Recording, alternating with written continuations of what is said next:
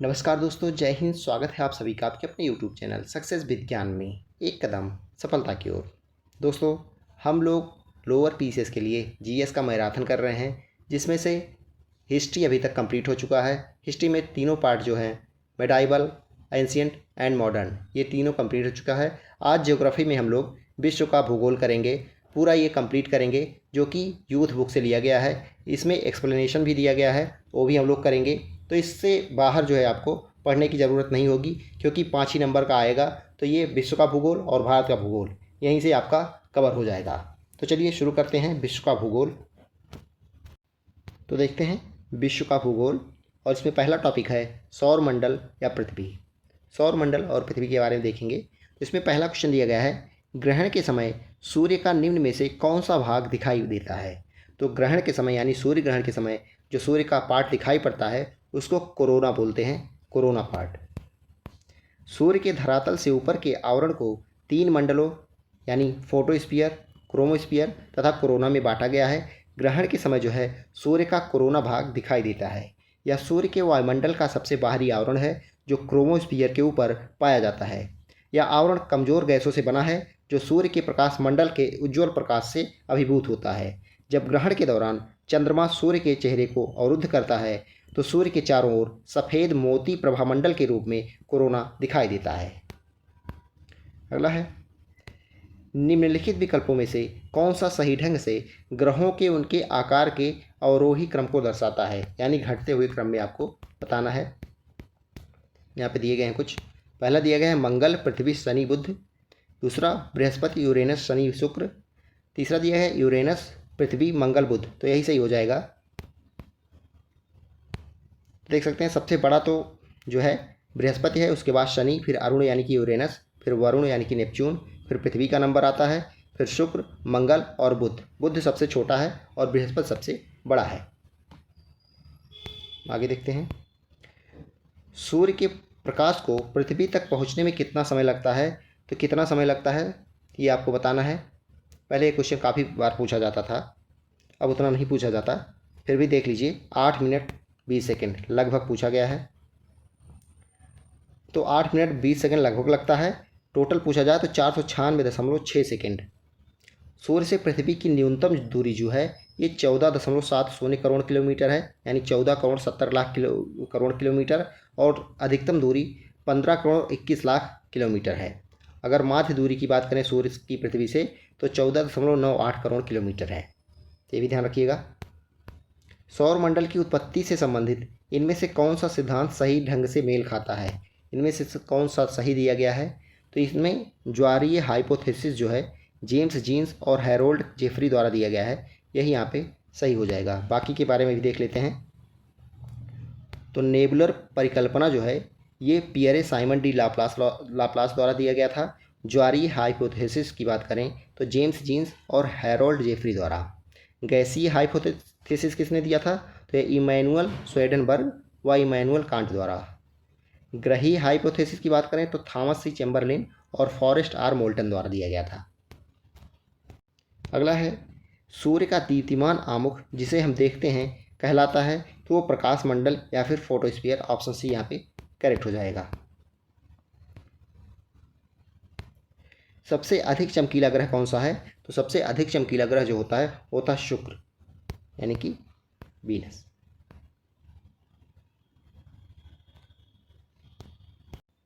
तो शुक्र को जो है शाम का तारा या फिर भोर का तारा भी कहते हैं, क्योंकि ये शाम को जो है पश्चिम दिशा में दिखता है, और भोर में यानी 4-5 बजे के आसपास ये पूर्व दिशा में दिखता है।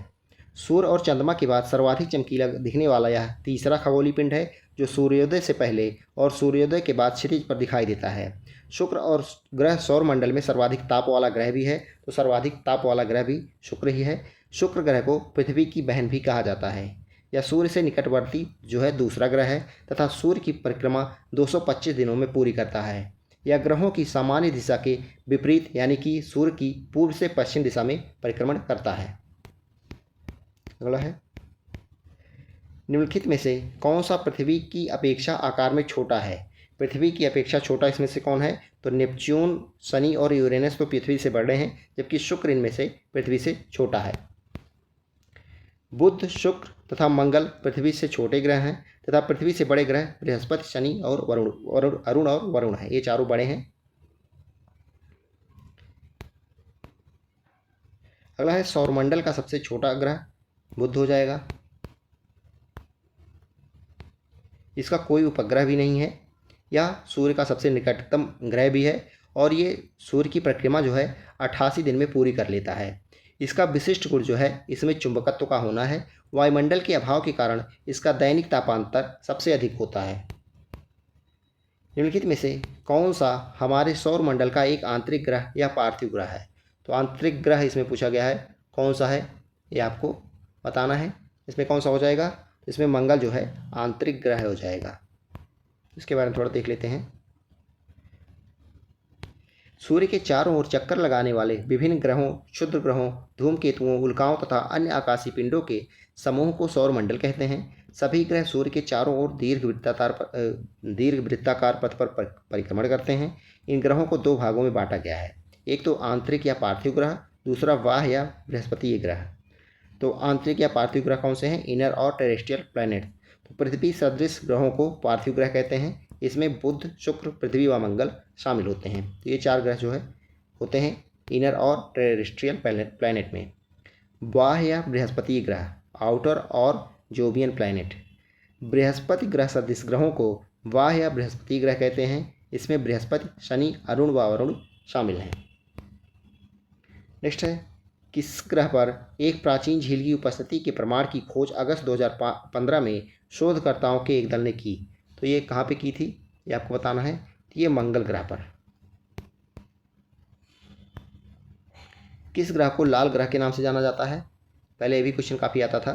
ये मंगल ग्रह को। सौरमंडल में मंगल ग्रह सूर्य से दूरी के क्रम में चौथा, आकार में सातवां सबसे बड़ा ग्रह है। तो सूर्य की दूरी के क्रम में देखें तो चौथा है और आकार में सातवां सबसे बड़ा ग्रह है।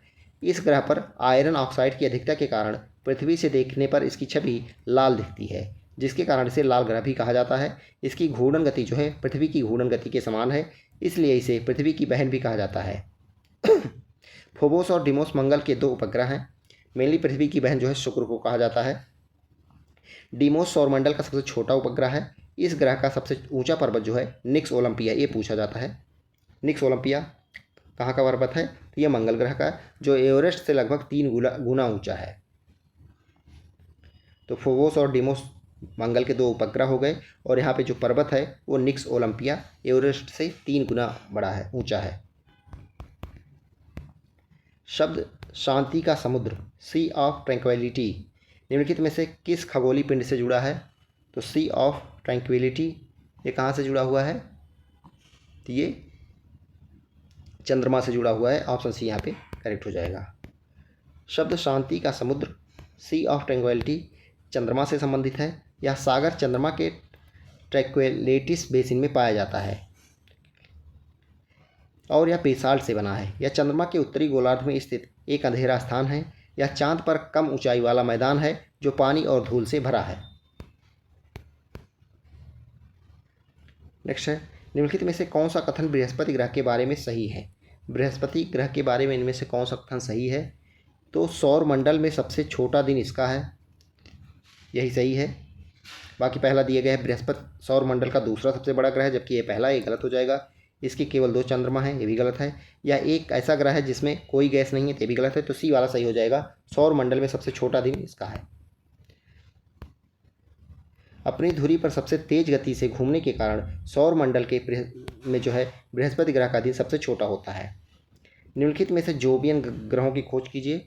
इनमें से जोवियन ग्रह कौन है ये बताना है। तो इनमें से यूरेनस जो है जोवियन ग्रह है और बाकी बुध, पृथ्वी, मंगल पार्थिव ग्रह हैं। जिस ग्रह पर सबसे अधिक वलय हैं वह है, सबसे अधिक वलयाकार शनि हो जाएगा। शनि ग्रह पर सबसे अधिक वलयों की संख्या है। शनि सूर्य से छठा ग्रह है और हमारे सौरमंडल का दूसरा सबसे बड़ा ग्रह भी है। इसके वायुमंडल में हाइड्रोजन, हीलियम, मीथेन तथा अमोनिया गैसें पाई जाती हैं। इस कारण इसे गैसों का गोला भी कहते हैं। अगला क्वेश्चन है, निम्नलिखित में से कौन सा आंतरिक सौरमंडल में स्थित एकमात्र बौना ग्रह है? तो एकमात्र बौना ग्रह जो है आंतरिक सौरमंडल में स्थित सेरेस हो जाएगा। सेरेस आंतरिक सौरमंडल में स्थित एकमात्र उपग्रह है। इसका व्यास जो है लगभग 950 किलोमीटर, जो पृथ्वी के चंद्रमा के 1/4 से भी अधिक है। वैज्ञानिकों ने 2006 में इसे बौने ग्रह के रूप में वर्गीकृत किया था। सौर परिवार का सबसे बड़ा ग्रह कौन है? तो बृहस्पति हो जाएगा। तो इसे अपनी धुरी पर चक्कर लगाने में 9 घंटा 55 मिनट का समय लगता है, तो सबसे कम समय लगता है। और सूर्य की परिक्रमा करने में 11.9 वर्ष लगते हैं, तो लगभग 12 वर्ष सूर्य की परिक्रमा करने में लगते हैं और अपनी धुरी पर चक्कर लगाने में 9 घंटे 55 मिनट। इसके उपग्रहों की संख्या लगभग 95 है, जिनमें गैनीमीड सबसे बड़ा उपग्रह है। तो पृथ्वी के उपग्रहों की संख्या 1 है, मंगल के 2 हैं, सबसे ज़्यादा शनि के उपग्रह हैं।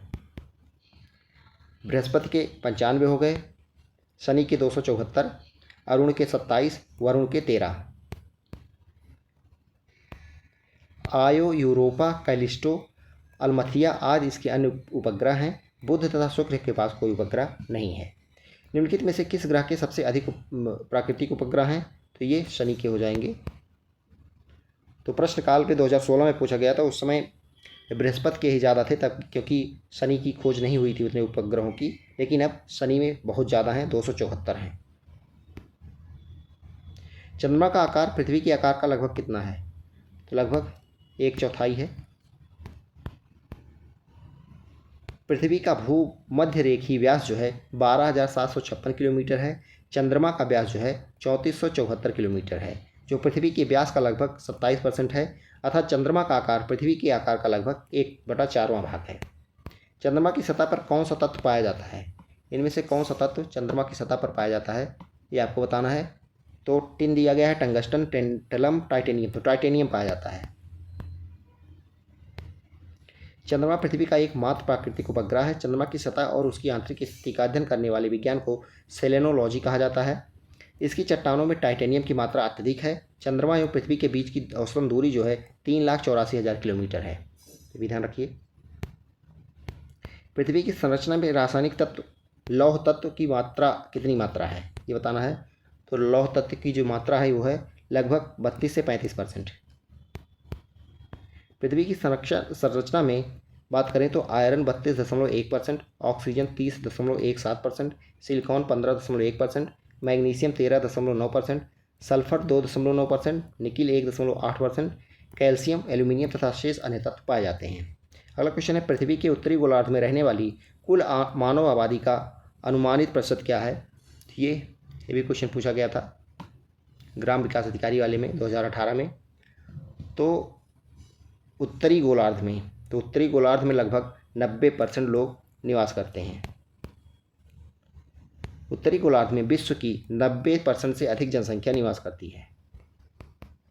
नासा के अनुसार सूर्य के बाद पृथ्वी का निकटतम तारा कौन सा है? सूर्य के बाद पृथ्वी का निकटतम तारा जो है प्रॉक्सिमा सेंचुरी। तो आप लोगों ने लूसेंट अगर पढ़े होंगे आप लोग, तो उसमें दिया गया है सारी चीज़ें। वनडे एग्जाम के लिए लूसेंट से बढ़िया कोई बुक नहीं है। नासा के अनुसार सूर्य के बाद पृथ्वी का निकटतम तारा प्रॉक्सिमा सेंचुरी है। यह पृथ्वी से 4.246 प्रकाश वर्ष दूर स्थित है। पृथ्वी के लिए ऊर्जा का मुख्य स्रोत क्या है? तो यह सूर्य ही है। कोरोना का तापमान, जो सूर्य की बाहरी सतह होती है, इसका तापमान लगभग 6000 डिग्री सेल्सियस होता है। कोरोना की खोज जो है फ्रॉनहाफर ने की थी। सूर्य के प्रकाश को पृथ्वी पर पहुंचने में लगभग 8 मिनट 20 सेकंड लगते हैं। सूर्य की ऊर्जा की उत्पत्ति जो है हाइड्रोजन तथा हीलियम के नाभिकीय संलयन से होती है। पृथ्वी का कठोर बाहरी हिस्सा, जिसमें क्रस्ट और बाह्यतम मेंटल शामिल हैं, उसे क्या कहा जाता है? उसको क्या बोलते हैं? उसको स्थलमंडल बोलते हैं, लिथोस्फीयर। पृथ्वी की पपड़ी का प्रमुख अंश मुख्य रूप में डैश से गठित होता है। किससे गठित होता है, मतलब किससे बना होता है? तो ये सिलिकॉन और एल्यूमिनियम से। सियाल बोलते हैं इसीलिए इसको। रासायनिक पदार्थों की उपस्थिति के आधार पर स्वेस ने पृथ्वी को 3 भागों सियाल, सीमा और तथा निफे में बांटा है। ये भी ध्यान रखिए, किसने बांटा था 3 भागों में? स्वेस ने। किसमें? सियाल, सीमा और निफे। तो पहला हो गया सियाल। तो पृथ्वी की परपटी पृथ्वी का सबसे ऊपरी परत है। सियाल की रचना ग्रेनाइट चट्टानों से हुई है। इसमें ऑक्सीजन, सिलिका, एल्यूमिनियम, अभ्रक, कोयला आदि पाया जाता है। सिलिका तथा एल्यूमिनियम की अधिकता के कारण इसे सियाल कहा जाता है। अगला आ गया सीमा। यह पृथ्वी का मध्यवर्ती भाग है। इसमें सिलिका, मैग्नीशियम, चांदी, मैंगनीज आदि पाए जाते हैं। सिलिका तथा मैग्नीशियम की अधिकता के कारण इसको सीमा कहा जाता है। अगला आता है निफे।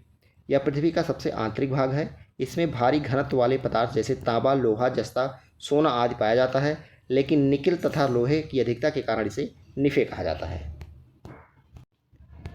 पृथ्वी डैश पथ पर सूर्य की परिक्रमा करती है।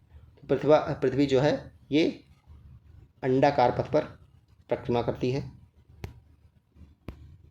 जोहान्स केपलर 1571 से 1630 ने सर्वप्रथम स्पष्ट किया कि सूर्य के चारों ओर चक्कर लगाने वाले ग्रहों पृथ्वी, शुक्र, मंगल, बुध, बृहस्पति, शनि, अरुण, वरुण का पथ जो है दीर्घवृत्तीय या अंडाकार एलिप्टिकल होता है।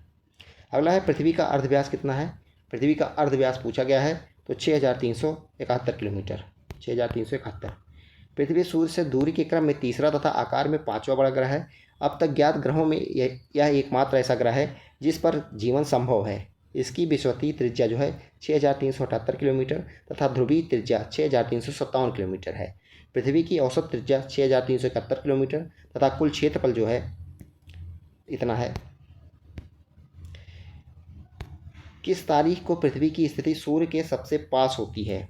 तो सूर्य के सबसे पास जब होती है ये बताना है, और इसका नाम भी पूछा जाता है। तो सबसे पास होगी ये 3 जनवरी को, और सबसे दूर कब होगी ये 4 जुलाई को। तो 3 जनवरी को पृथ्वी सूर्य के सबसे नज़दीक लगभग 14.7 करोड़ किलोमीटर होती है। इसे उपसौर कहते हैं। तो उपसौर और अपसौर 4 जुलाई को पृथ्वी सूर्य के सबसे अधिक दूरी लगभग 15.2 करोड़ किलोमीटर पर होती है। इसे अपसौर कहते हैं। इसमें कन्फ्यूजन हो जाता है किसे उपसौर कहते हैं किसे अपसौर। तो उपसौर में देखिए उप में और 3 दोनों एक ही जैसे हैं। पू हो गया और 3 एक ही जैसे हैं, तो 3 जनवरी को उपसौर हो जाएगा, बाकी 4 जुलाई को अपसौर हो जाएगा। 21 जून को सूर्य कर्क रेखा पर लंबवत चमकता है। तो जब कर्क रेखा पर लंबवत चमकता है 21 जून को, तो उत्तरी ध्रुव पर सबसे बड़ा दिन होता है, उत्तरी गोलार्ध में। और 22 दिसंबर को सूर्य मकर रेखा पर लंबवत चमकता है, तो दक्षिणी गोलार्ध में सबसे बड़ा दिन होता है। ध्यान रखिएगा। पृथ्वी का विषुवतीय व्यास क्या है। पृथ्वी का विषुवतीय व्यास जो है ये कितना है 12,756 किलोमीटर। ऑप्शन यहाँ पे करेक्ट हो जाएगा। पृथ्वी आकार में जो है 5वां बड़ा ग्रह है। यह अपने अक्ष पर 23.5 डिग्री जो है झुकी हुई है। यह सौर मंडल का एकमात्र ग्रह है जिस पर जीवन है। इसका एकमात्र उपग्रह चंद्रमा है। इसका विषुवतीय व्यास जो है 12,756 किलोमीटर और ध्रुवीय व्यास जो है 12,714 किलोमीटर है।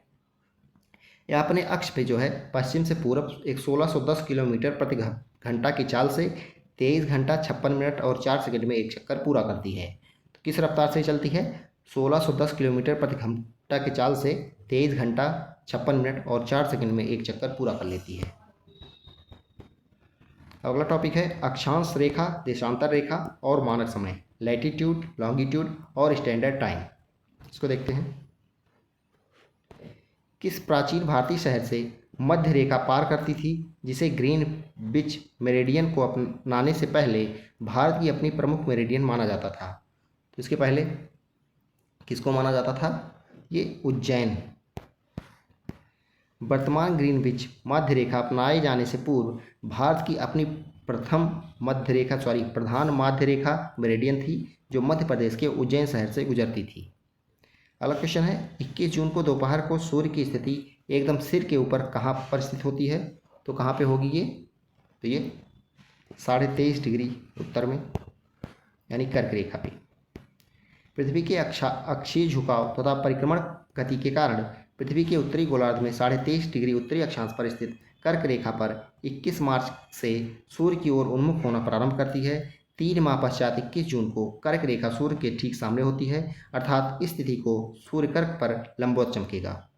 अगला क्वेश्चन है किसी वर्ष की उन तिथियों को क्या कहते हैं जिनमें रात और दिन की लंबाई में अंतर सर्वाधिक होता है। उसको क्या बोलते हैं, उसको संक्रांति बोलते हैं। जब दिन और रात में जो है ज़्यादा अंतर होता है तब।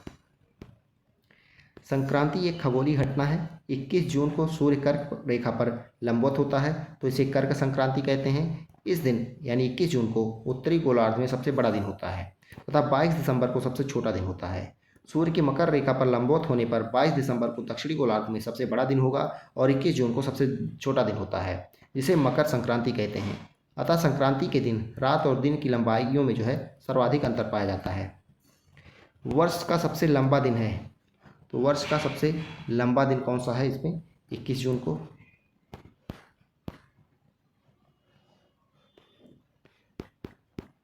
दक्षिणी गोलार्ध में सबसे छोटा दिन, तो दक्षिणी गोलार्ध में सबसे छोटा दिन किस दिन को होता है?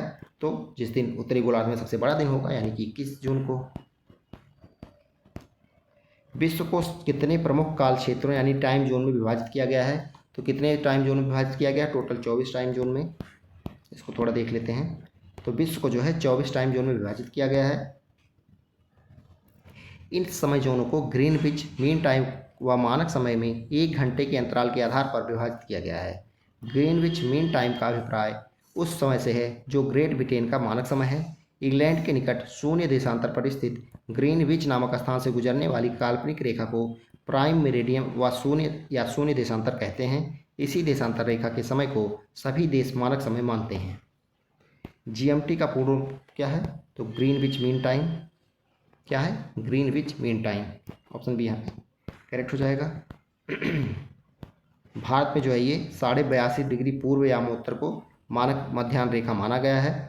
इस रेखा पर वर्णित स्थानीय समय को पूरे देश का स्थानीय मानक समय माना जाता है। यह 5 राज्यों, कौन कौन से राज्यों से गुजरती है? तो ये उत्तर प्रदेश, मध्य प्रदेश, छत्तीसगढ़, उड़ीसा व आंध्र प्रदेश से होकर गुजरती है।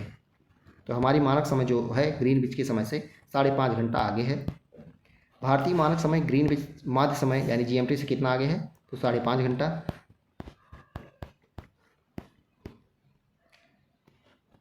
कर्क रेखा डैश से होकर नहीं गुजरती है। तो कर्क रेखा इनमें से किससे होकर नहीं गुजरती है? तो राजस्थान से गुजरती है, छत्तीसगढ़, त्रिपुरा में से उड़ीसा से होकर नहीं गुजरती है। टोटल देख लेते हैं 8 राज्यों से गुजरती है। तो ये 8 राज्यों एकदम बीचों बीच भारत के एकदम मध्य से होकर गुजरती है। 8 राज्य कौन कौन से हैं? गुजरात, राजस्थान, मध्य प्रदेश, छत्तीसगढ़, झारखंड, पश्चिम बंगाल, त्रिपुरा और मिजोरम। ये पश्चिम से पूर्व की तरफ है। गुजरात, राजस्थान, मध्य प्रदेश, छत्तीसगढ़, झारखंड, पश्चिम बंगाल, त्रिपुरा, मिजोरम। अतः विकल्प में वसंत विषुव कब होता है? तो वसंत विषुव जो है 21 मार्च को होता है। भारत में वसंत विषुव की समय सीमा 21 मार्च को होता है। इस समय सूर्य भूमध्य रेखा पर लंबवत चमकता है। इस समय उत्तरी गोलार्ध में वसंत विषुव होता है, यानी दिन और रात बराबर होते हैं। 21 मार्च को ऐसा होता है, उसके बाद 23 सितंबर को होता है। 23 सितंबर वाले को शरद विषुव बोलते हैं। अक्षांश का एक वृत्त जो पृथ्वी की भूमध्य रेखीय सतह से 52 डिग्री दक्षिण में है क्या कहलाता है? उसको क्या कहेंगे? वो 52वां समानांतर दक्षिण कहलाएगा। वह अक्षांश वृत्त जो पृथ्वी की भूमध्य रेखा सतह से 52 डिग्री दक्षिण में है 52वां समानांतर दक्षिण कहलाता है। जबकि अश्व अक्षांश या हॉर्स अक्षांश जो है भूमध्य रेखा से 30 से 35 डिग्री उत्तरी एवं दक्षिणी दोनों गोलार्धों में पाई जाने वाली एक उपोष्ण कटिबंधीय उच्च वायदा पेटी है। तो ये हॉर्स अक्षांश, यही पूछते हैं अश्व अक्षांश, ये भूमध्य रेखा से 30 से 35 डिग्री उत्तरी और दक्षिणी दोनों गोलार्धों में पाया जाता है। दिन और रात कहाँ बराबर होते हैं? तो दिन रात कहाँ पे बराबर होंगे? तो ये विषुवत रेखा पे या फिर भूमध्य रेखा पे 0 डिग्री अक्षांश यानी इक्वेटर पर।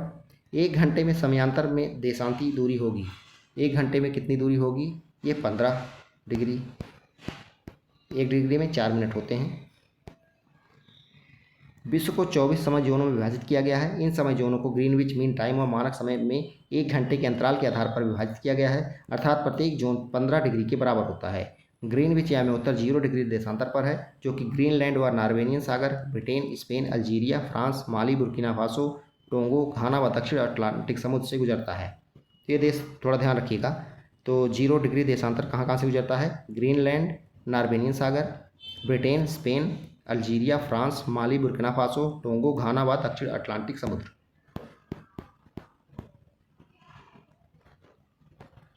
निम्नलिखित देशों में से किन देशों में से भूमध्य रेखा गुजरती है? तो इनमें से भूमध्य रेखा किन में से गुजरती है? तो कोलंबिया, केन्या व इंडोनेशिया, यहाँ से होकर भूमध्य रेखा गुजरती है।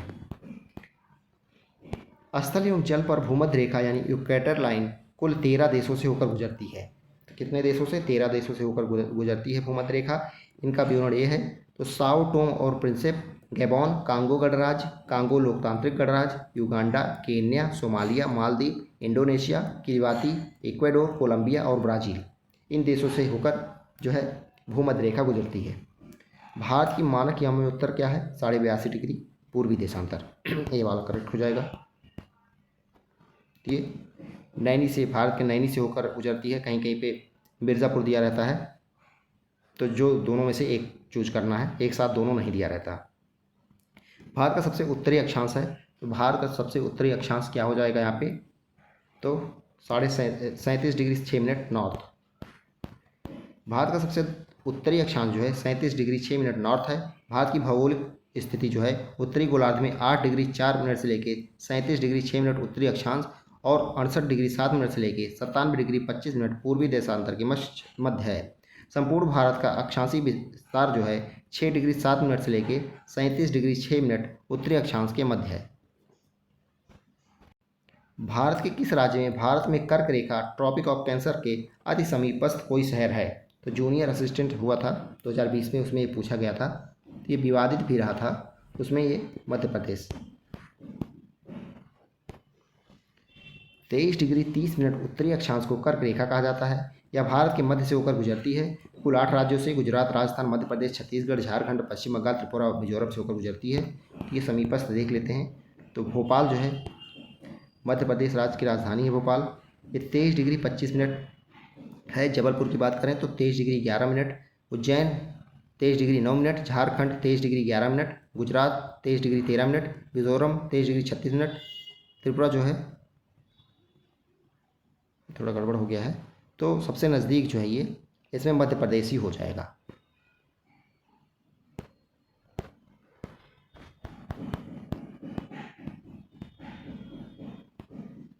अतः स्पष्ट है कि 23 डिग्री 30 मिनट कर्क रेखा के सापेक्ष मध्य प्रदेश का भोपाल, जो कि 23 डिग्री 25 मिनट के अक्षांशीय विस्तार पर अवस्थित है, निकटतम शहर है। अतः उपयुक्त विकल्प जो है बी होगा। आयोग ने इस प्रश्न का उत्तर जो है सी को माना है, जो कि पूर्णतः गलत है। तो यही विवादित था, ये सी को माना था, जबकि बी ऑप्शन करेक्ट होना चाहिए। शरदीय विषुवरात दिन बराबर 2019 में किस तारीख को होता है? तो ये 23 सितंबर को होता है। विषुव वर्ष का वह समय है जब सूर्य विषुवत रेखा पर दोपहर के समय लंबवत होता है। इस समय दोनों गोलार्धों को समान प्रकाशीय ऊर्जा प्राप्त होती है। पृथ्वी पर दिन तथा रात की अवधि समान हो जाती है। यह स्थिति वर्ष में 2 बार आती है, क्रमशः 21 मार्च व 23 सितंबर बसंत विषुव एवं शरद विषुव होते हैं। कर्क रेखा निम्नलिखित में से किन राज्यों से गुजरती है? तो गुजरात हो गया, झारखंड हो गया और मिजोरम हो गया। असम से नहीं गुजरती है, 1 2 4 हो जाएगा। टोटल 8 राज्यों से गुजरती है। नेक्स्ट है, भारतीय मानक मेरिडियन 5 राज्यों के माध्यम से गुजरता है। इनमें से कौन सा राज्य जो है 5 राज्यों में शामिल नहीं है? तो किसमें से गुजरता है ये? आंध्र प्रदेश से गुजरता है, उड़ीसा से, छत्तीसगढ़ से, बिहार से नहीं गुजरता है।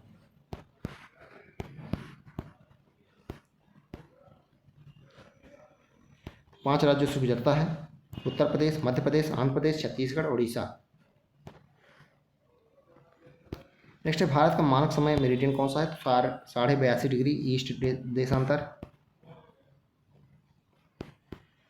जीएमटी से 5.5 घंटा आगे रहता है। अगला टॉपिक है, विश्व के प्रमुख पर्वत, स्थिति एवं उच्चतम शिखर या पठार। इसमें पहला क्वेश्चन दिया गया है, हिमालय के सर्वोच्च शिखर माउंट एवरेस्ट की ऊंचाई कितनी है? तो माउंट एवरेस्ट की ऊंचाई कितनी है? 8,248 किलोमीटर, 8,848 मीटर। तो 8,848 मीटर, कहीं कहीं 8,850 मीटर भी दिया रहता है।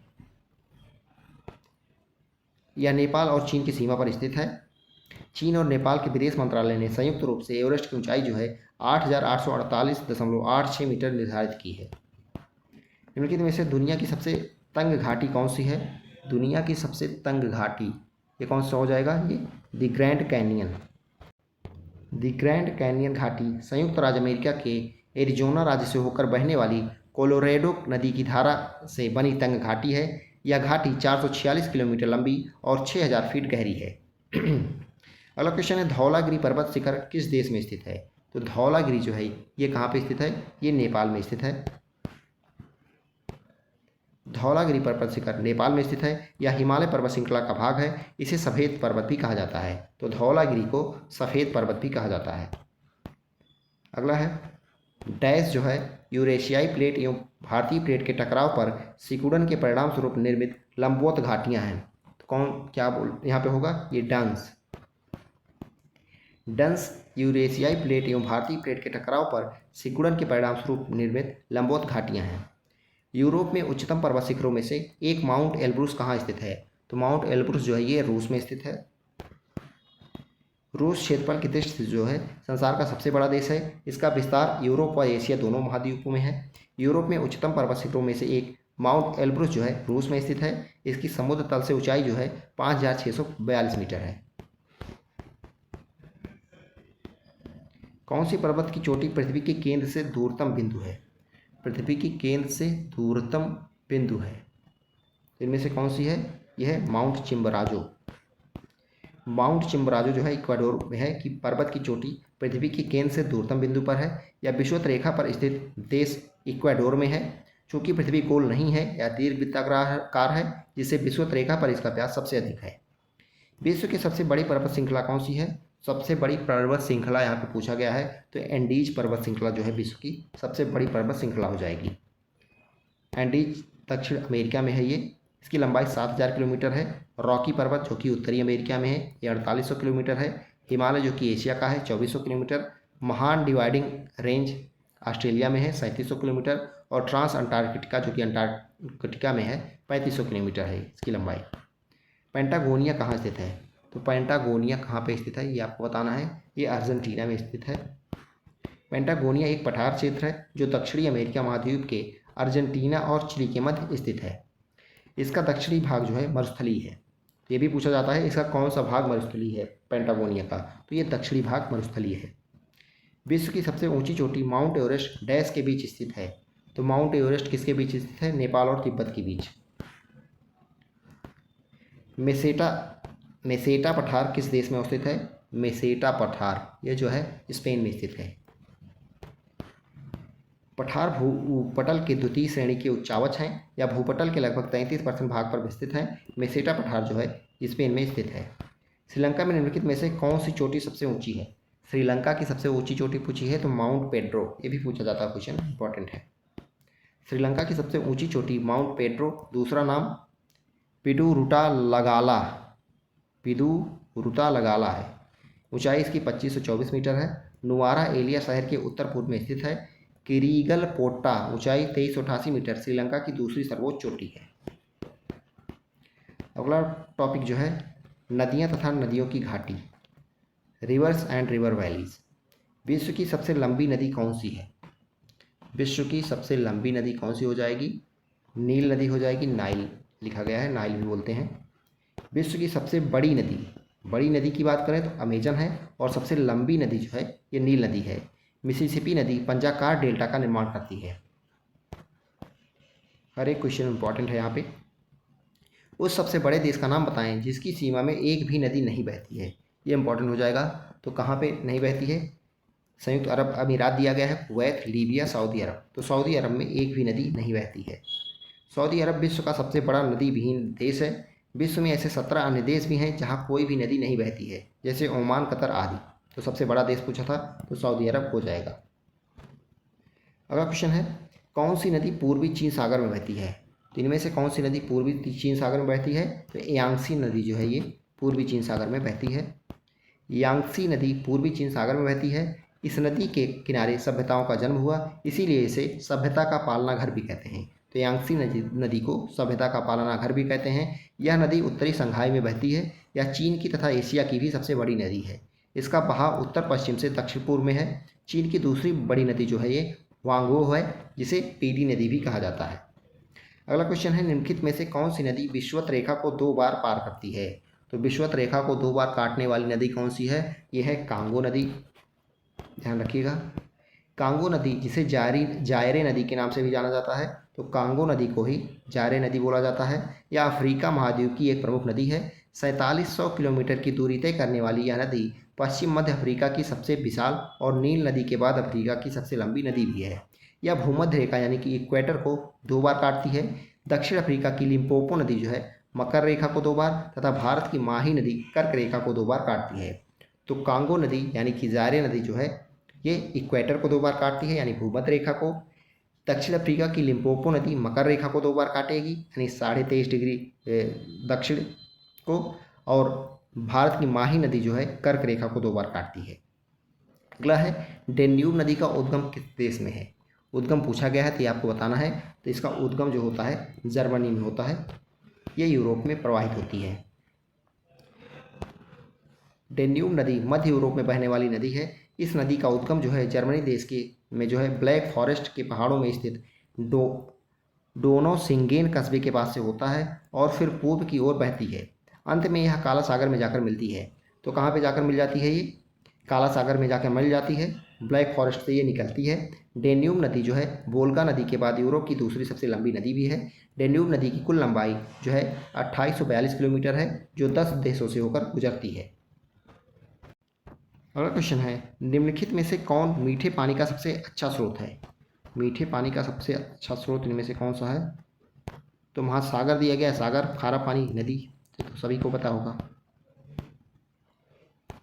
पृथ्वी का जलमंडल का लगभग 97% भाग जो है खारी पानी के रूप में समुद्रों में मौजूद है, जबकि लगभग 3% ही जल जो है ये मीठे जल के रूप में उपलब्ध है, जिसका लगभग 2/3 भाग जो है हिमनद के रूप में पहाड़ों तथा ध्रुवीय क्षेत्रों में हिम चादरों अथवा हिम पेटियों के रूप में मौजूद है, जबकि मीठे जल का शेष भाग नदियों, भूमिगत जल, झीलों इत्यादि के रूप में मौजूद है। अगला टॉपिक है विश्व के प्रमुख जलप्रपात, वाटरफॉल्स के बारे में देखेंगे वर्ल्ड के। सबसे पहला क्वेश्चन इसमें है, विश्व का सबसे ऊंचा झरना स्थित है। तो विश्व का सबसे ऊंचा झरना जो है ये कहाँ पे स्थित है? ये वेनेजुएला, जलप्रपात की बात हो रही है तो वेनेजुएला में स्थित है एंजिल जलप्रपात। विश्व का सबसे ऊंचा झरना एंजिल झरना 979 मीटर कानाइमा राष्ट्रीय उद्यान बोलीवर वेनेजुएला में है, तथा साउथ अफ्रीका का टुगेला झरना विश्व का दूसरा सबसे ऊंचा 948 मीटर झरना है।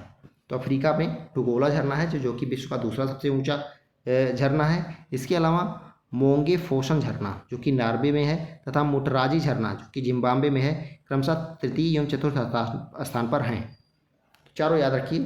तो एंजिल जलप्रपात हो गया वेनेजुएला में सबसे ऊंचा, फिर आता है साउथ अफ्रीका का टुगेला झरना, ये दूसरा जो है, फिर मोंगे फोसन झरना जो कि नॉर्वे में है। कहाँ पे स्थित है ये ध्यान रखिए, मोंगे फोसन झरना जो है नॉर्वे में है, और मुटराजी झरना जिम्बाब्वे में है।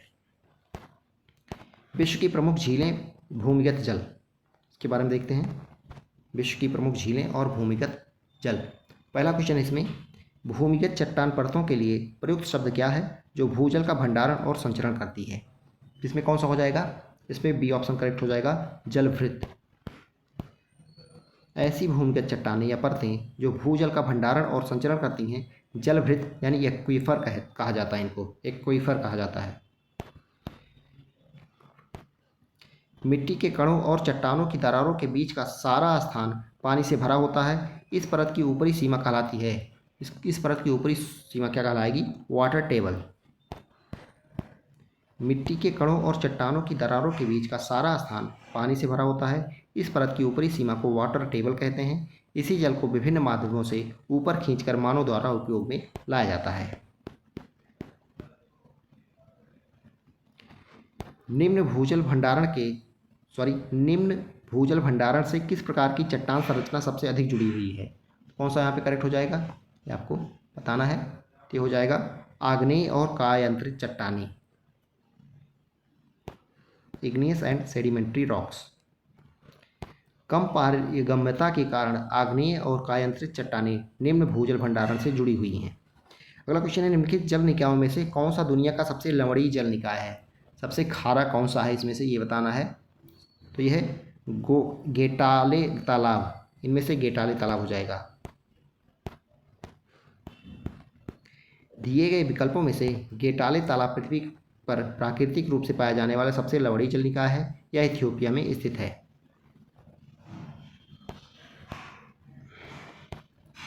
लेक तुर्काना दुनिया की सबसे बड़ी रेगिस्तानी झील है या दुनिया के निम्नलिखित में से किस देश में स्थित है? लेक तुर्काना। तो लेक तुर्काना जो है दुनिया की सबसे बड़ी रेगिस्तानी झील है। ये कहाँ पे स्थित है? स्थित है केन्या में। लेक तुर्काना दुनिया की सबसे बड़ी रेगिस्तानी झील है या ओमो तुर्काना बेसिन का हिस्सा है जो केन्या में स्थित है। निम्नलिखित में से कौन पृथ्वी का सबसे बड़ा अंतःस्थलीय जल निकाय है? पृथ्वी का सबसे बड़ा अंतःस्थलीय जल निकाय कैस्पियन सागर हो जाएगा। पृथ्वी का सबसे बड़ा अंतःस्थलीय जल निकाय जो है ये कैस्पियन सागर है। इसकी सीमा भी देख लेते हैं। तुर्कमेनिस्तान, अजरबैजान, रूस, ईरान तथा कजाकिस्तान से लगती है। तो कैस्पियन सागर की सीमा हो गई तुर्कमेनिस्तान, अजरबैजान, रूस, ईरान तथा कजाकिस्तान से। यह क्षेत्रफल की दृष्टि से विश्व की सबसे बड़ी झील है। सुपीरियर झील अमेरिका तथा कनाडा की सीमा पर स्थित है। यह विश्व में मीठे पानी की सबसे बड़ी झील है। तो सबसे बड़ी झील क्षेत्रफल की दृष्टि से कैस्पियन सागर हो जाएगा, लेकिन मीठे पानी की झील पूछे तो ये सुपीरियर झील होगा जो कि अमेरिका और कनाडा की सीमा पर स्थित है। बैकाल झील जो है रूस में स्थित है। यह विश्व की सबसे गहरी झील है। विश्व की सबसे गहरी झील कौन सी हो जाएगी? बैकाल झील, जो कि रूस में स्थित है। निम्नलिखित में से कौन सा सतह पर जल संसाधन का एक उदाहरण है? सतह पर पूछ रहा है तो ये झील हो जाएगा।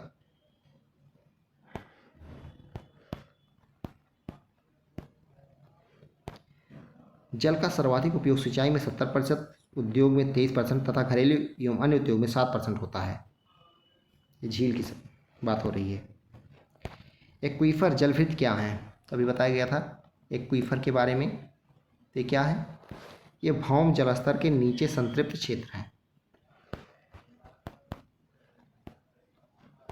जलभर या फिर जलभृत एक्वीफर धरातल की सतह के नीचे चट्टानों का एक ऐसा संस्तर है जहां भूजल एकत्रित होता है। जलभर ज़्यादातर ऐसी बलुआ पत्थर चट्टानों में पाए जाते हैं जिनके नीचे शैल या सिल्ट स्टोन की परत पाई जाती है। जलभर को अपारगम्य जलरोधी परत की उपस्थिति के आधार पर दो भागों में बांटा जाता है, मुक्त जलभर और संरोधित जलभर। वायुमंडल या स्थानीय पौने, इसके बारे में देखते हैं। तो इसमें पहला क्वेश्चन है, हानिकारक यूवी पराबैंगनी किरणों से हमारी रक्षा करने के लिए वायुमंडल की निम्नलिखित परतों में से किसमें ओजोन परत मौजूद है? तो ओजोन परत किसमें है? समताप मंडल यानी कि स्ट्रेटोस्फीयर में। नेक्स्ट क्वेश्चन है, ओजोन होल किससे संबंधित है? ओजोन होल किससे संबंधित होगा? तो समताप मंडल में ओजोन परत की मोटाई की कमी से। ओजोन ऑक्सीजन का एक विशेष रूप है जिसका रासायनिक स्रोत O3 है। यह समताप मंडल में स्थित है। पृथ्वी की सतह से लगभग 15 से 30 किलोमीटर की ऊंचाई पर इसकी सांद्रता अधिक होती है।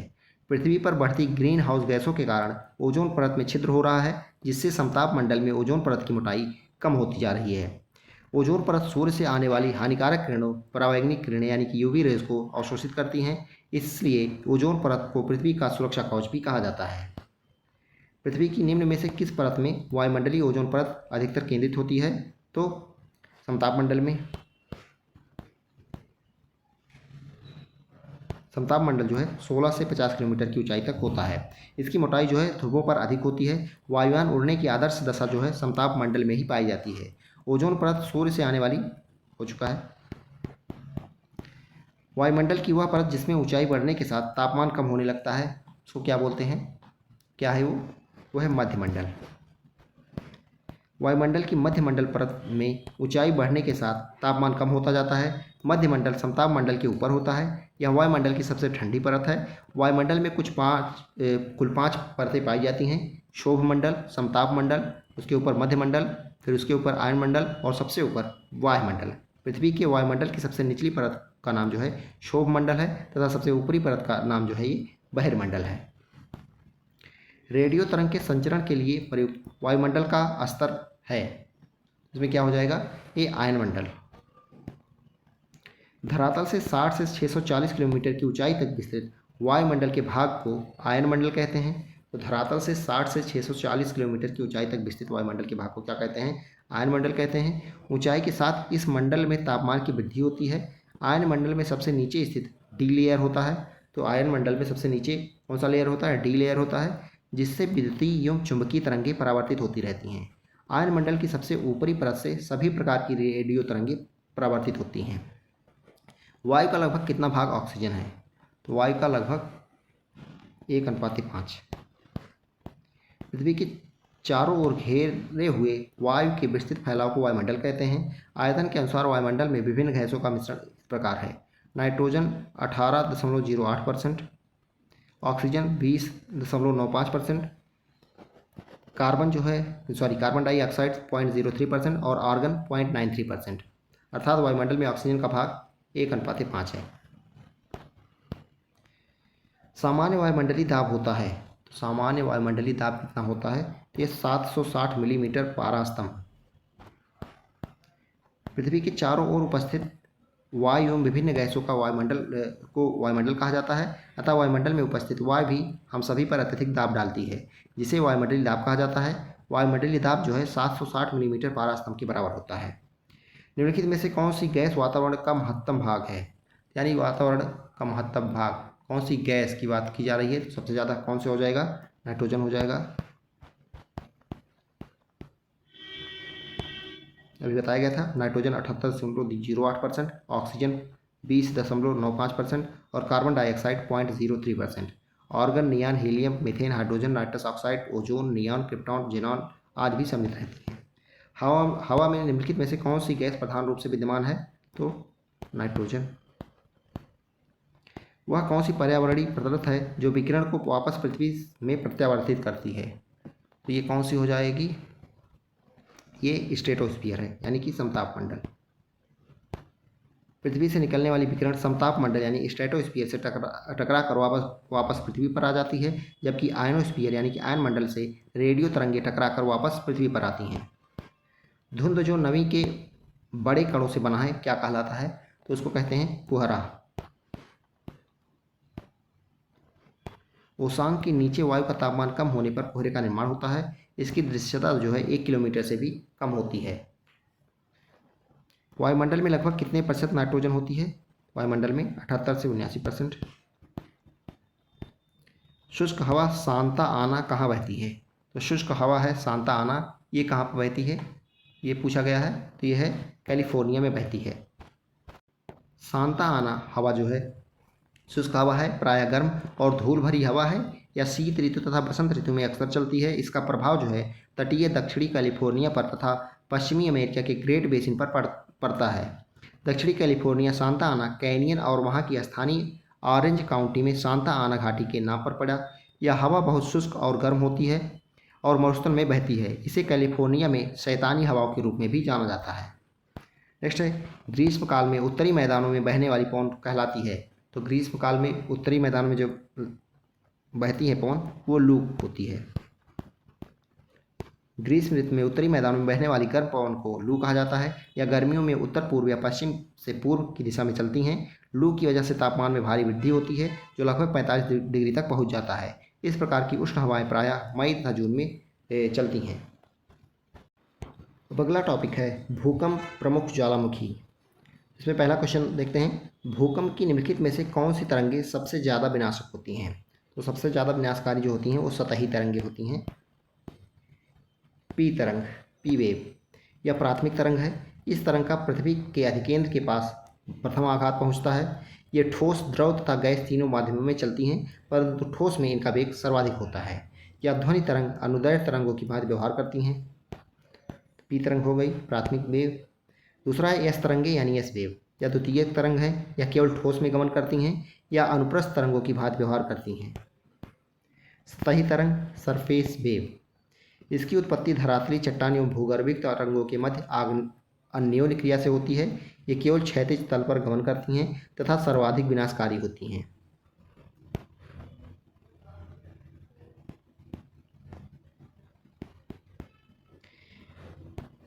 इनमें से कौन सा टेक्टोनिक प्लेट के मूवमेंट या शिफ्ट का कारण होता है। जहाँ ये टेक्टोनिक प्लेट मिलते हैं तो ये कौन सा हो जाएगा, यहाँ पे भूकंप। भूकंप का अर्थ होता है पृथ्वी का कंपन। यह एक प्राकृतिक घटना है जिसमें ऊर्जा के निकलने के कारण तरंगें उत्पन्न होती हैं, जो सभी दिशाओं में विस्तृत होकर भूकंप उत्पन्न करती हैं। यह प्लेटों के संचालन और या शिफ्टिंग के कारण उत्पन्न होती हैं। अगला है, भूकंप को रिकॉर्ड करने के लिए निम्नलिखित में से किस उपकरण का इस्तेमाल किया जाता है। उपकरण पूछा गया है तो ये सीस्मोग्राफ हो जाएगा। भूगर्भ शास्त्र की एक विशेष शाखा जिसमें भूकंपों का अध्ययन किया जाता है सीस्मोलॉजी कहलाती है। जबकि जिन उपकरणों द्वारा भूकंपीय तरंगों की तीव्रता मापी जाती है उन्हें सीस्मोग्राफ कहते हैं। इसके 3 स्केल हैं। उपकरण जो है सीस्मोग्राफ है और इसके स्केल जो हैं 3 हैं। रॉसी-फेरर स्केल, मर्केली स्केल और रिक्टर स्केल। रिक्टर स्केल जो है भूकंप की तीव्रता या ऊर्जा मापने के लिए प्रयोग किया जाता है। रिक्टर स्केल का विकास जो है अमेरिकी वैज्ञानिक चार्ल्स रिक्टर द्वारा 1935 ईस्वी में किया गया था। यह एक लघुगणकीय पैमाना है जिसका पाठ्यांक जो है 1 से 9 तक होता है। हवाई ज्वालामुखी निम्नलिखित में से किसका उदाहरण है? तो हवाई ज्वालामुखी जो है ढाल ज्वालामुखी का उदाहरण है। हवाई ज्वालामुखी ढाल ज्वालामुखी का उदाहरण है। ढाल ज्वालामुखी एक प्रकार का ज्वालामुखी है जो पूरी तरह से द्रव प्रभाव से बना होता है। ढाल ज्वालामुखी 3 प्रकार के ज्वालामुखी में से ढाल क्षेत्र की दृष्टि से सबसे बड़ा है। ढाल ज्वालामुखी में बेसाल्टिक लावा राख और चट्टान की तुलना में कम चिपचिपा होता है। एक और घटना जो ढालों को इतने बड़े होने की अनुमति देती है उसे लावा ट्यूब कहा जाता है। नेक्स्ट है माउंट एटना, जिसे यूरोप का सबसे सक्रिय ज्वालामुखी माना जाता है, वह निम्नलिखित में से किस देश में स्थित है? तो माउंट एटना जो है ये कहाँ पे स्थित है? तो स्थित है इटली में। एटना से इटली हो जाएगा। माउंट एटना जो है जिसे यूरोप का सबसे सक्रिय ज्वालामुखी माना जाता है वह इटली देश के सिसिली द्वीप पर स्थित है। द्वीप भी पूछते हैं इसमें, तो सिसिली द्वीप हो जाएगा। इसकी कुल ऊंचाई जो है 3350 मीटर है। यह आल्प्स पर्वत के दक्षिण में स्थित सबसे ऊंची चोटी है। माउंट किलिमंजारो डैश में स्थित एक निष्क्रिय ज्वालामुखी है। तो माउंट किलिमंजारो कहाँ पे स्थित है? ये तंजानिया में स्थित एक निष्क्रिय ज्वालामुखी है। किलिमंजारो जो है तंजानिया में स्थित अफ्रीका महाद्वीप का सबसे ऊंचा पर्वत है। यह पर्वत एकल पर्वत है, यानी ये किसी पर्वत श्रृंखला का हिस्सा नहीं है। इस पर्वत का निर्माण जो है 30 लाख साल पहले 3 अलग अलग ज्वालामुखियों से निकले लावे के लगातार ठंडा होकर जमने से हुआ था। ये 3 ज्वालामुखी कीबो, मावेंजी और सिरा हैं। मावेंजी और सिरा ज्वालामुखी अब निष्क्रिय हो चुके हैं। अब इनमें से कभी भी लावा नहीं निकलेगा, लेकिन कीबो ज्वालामुखी अब सुप्त अवस्था में है और इसमें किसी भी समय विस्फोट हो सकता है। किलिमंजारो पर्वत पर कीबो ज्वालामुखी की चोटी ही सबसे ऊंची है, जिसकी समुद्र तल से ऊंचाई जो है 5895 मीटर है। ये पर्वत किलिमंजारो नेशनल पार्क का हिस्सा है जो लगभग 1688 वर्ग किलोमीटर में फैला हुआ है। अगला है गैलेरस ज्वालामुखी किस देश में स्थित है? गैलेरस ज्वालामुखी ये भी इंपॉर्टेंट है। ये स्थित है कोलंबिया में। गैलेरस ज्वालामुखी कोलंबिया देश की दक्षिणी सीमा पर स्थित है। गैलेरस ज्वालामुखी को कोलंबिया देश का सबसे सक्रिय ज्वालामुखी माना जाता है। विश्व का सबसे ऊंचा ज्वालामुखी इक्वेडोर का जो है माउंट कोटापैक्सी ज्वालामुखी है। विश्व का सबसे ऊंचा ज्वालामुखी इक्वेडोर का माउंट कोटापैक्सी ज्वालामुखी है। विश्व के प्रमुख देश राजधानी मुद्रा, ये भी देख लेते हैं, ये भी पूछा जा सकता है। पहला दिया गया है लीबिया की राजधानी क्या है? तो लीबिया की राजधानी त्रिपोली है।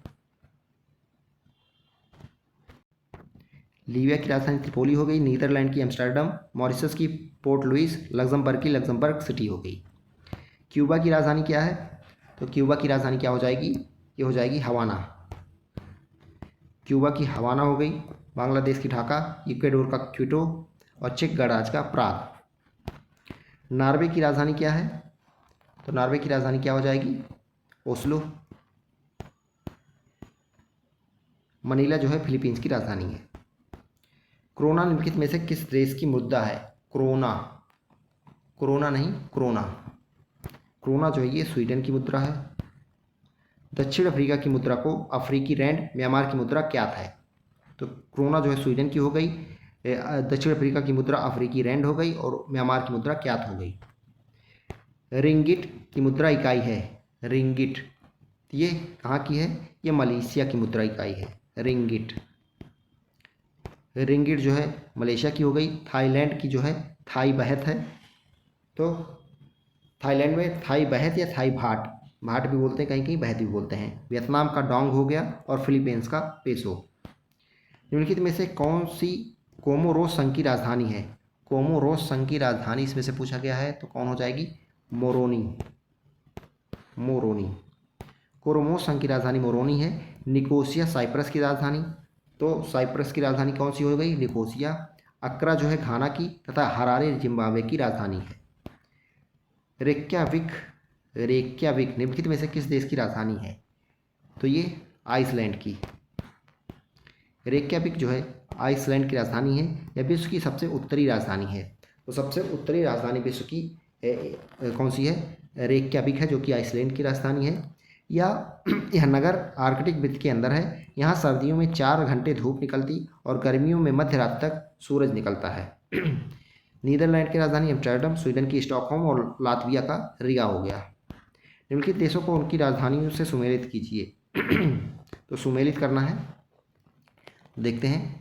पहला दिया गया है जाम्बिया, तो जाम्बिया की राजधानी क्या हो जाएगी? लुसाका हो जाएगी, तो यानी ए का तीसरा हो जाएगा। क्यूबा की राजधानी क्या है? क्यूबा की हवाना है। रवांडा की राजधानी क्या है? किगाली है। और बहरीन की राजधानी मनावा है। ये हो जाएगा, देख सकते हैं, जाम्बिया की लुसाका हो गई, क्यूबा की हवाना, रवांडा की किगाली और बहरीन की मनामा।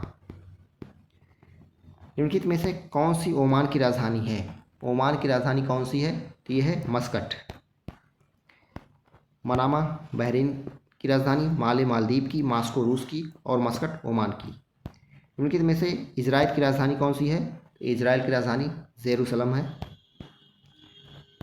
तो जेरूसलम जो है इजराइल की हो गई। बगदाद इराक की राजधानी, डबलिन जो है आयरलैंड की, टोक्यो जापान की और काबुल अफगानिस्तान की है। निम्नलिखित में से पोलैंड की राष्ट्रीय मुद्रा क्या है? पोलैंड की राष्ट्रीय मुद्रा पूछा गया है, तो राष्ट्रीय मुद्रा जो है पोलैंड की ज़्लॉटी है, ज़्लॉटी। पोलैंड मध्य यूरोप में स्थित एक देश है। इसकी राजधानी वारसा तथा मुद्रा ज़्लॉटी है। तो पोलैंड की राजधानी जो है वारसो है तथा मुद्रा ज़्लॉटी है। इसकी सीमा पश्चिम में जर्मनी के साथ, दक्षिण में चेक गणराज्य और स्लोवाकिया तथा पूर्व में लिथुआनिया, यूक्रेन, बेलारूस और रूस के साथ लगती है। पोलैंड एक विकसित देश है जिसमें जीवन की उच्च गुणवत्ता है। यह यूरोप की सबसे बड़ी अर्थव्यवस्थाओं में से एक है। निम्नलिखित में से हंगरी की राष्ट्रीय मुद्रा क्या है? हंगरी की राष्ट्रीय मुद्रा जो है हंगेरियन फॉरेंट है, हंगेरियन फॉरेंट। हंगरी की राष्ट्रीय मुद्रा हंगेरियन फॉरेंट हो गई। हंगरी की राजधानी जो है बुडापेस्ट है। यूरोप में कितने देश हैं? यूरोप में देशों की संख्या जो है ये 44 है।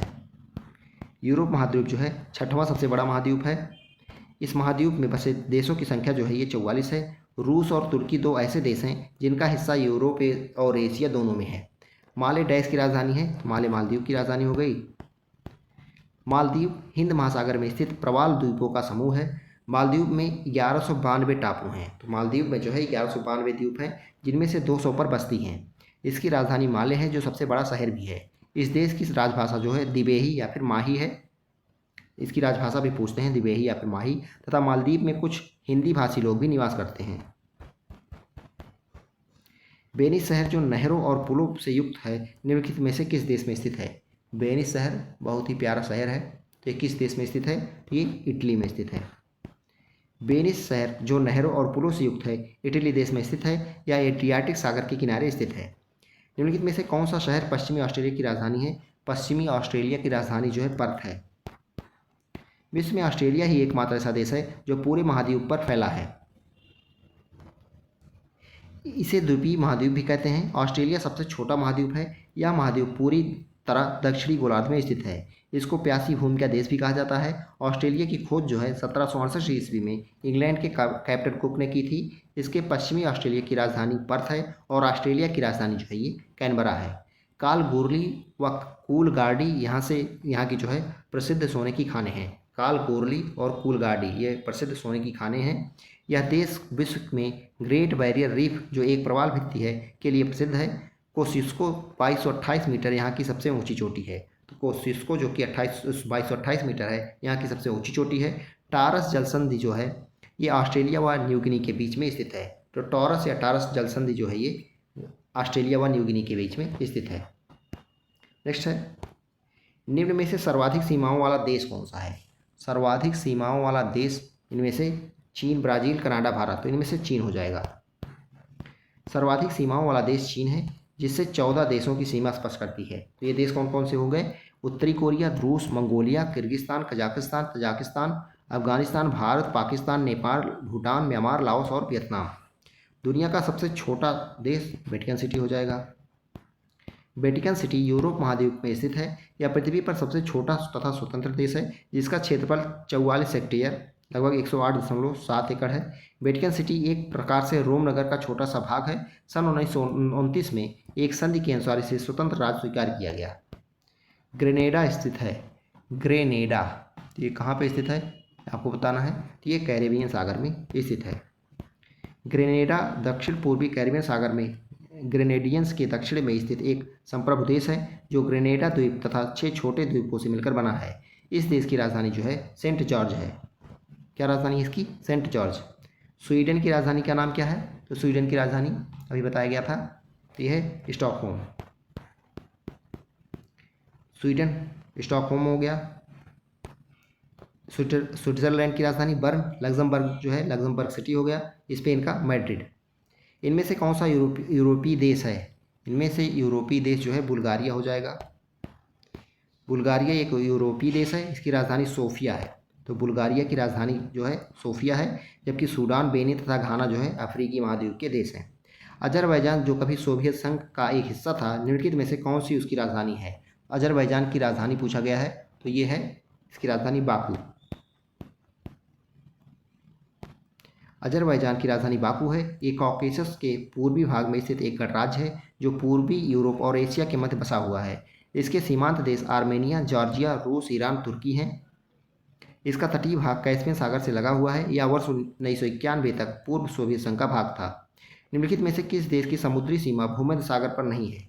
भूमध्य सागर पर निम्नलिखित में से किसकी समुद्री सीमा नहीं है? तो ये बेल्जियम की।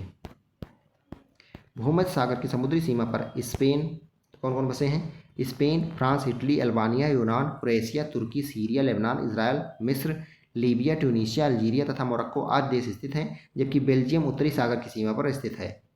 निम्नलिखित में से कौन सा एक अल्पाइन देश है? अल्पाइन देश कौन सा है? तो ये इटली। आल्प्स पर्वत के आसपास क्षेत्रों में स्थित देशों को अल्पाइन देश कहते हैं। अल्पाइन देशों में प्रमुख देश जो है ऑस्ट्रिया हो गया, Germany, France, Italy, लिचेंस्टीन, Monaco, Slovenia तथा स्विट्जरलैंड है। ये देश आल्प्स के प्राकृतिक पर्यावरण और सांस्कृतिक अखंडता की रक्षा करने में सहयोग प्रदान करते हैं। आल्प्स पर्वत जो है पूर्णतः यूरोप महाद्वीप पर स्थित है। यहाँ पे मिलान करना है, देखते हैं। पहला दिया गया है तंजानिया। तो तंजानिया की राजधानी क्या है? यह है डोडोमा।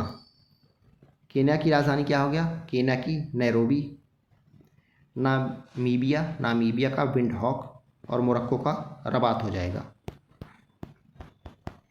देख सकते हैं, तंजानिया का डोडोमा हो गया, केन्या का नैरोबी हो गया, नामीबिया का विंडहॉक हो गया और मोरक्को का रबात। निम्नलिखित में से कौन सा देश कुल क्षेत्रफल की दृष्टि से विश्व में 5वें स्थान पर है? विश्व में 5वें स्थान पर ब्राज़ील है, 7वें स्थान पर भारत है।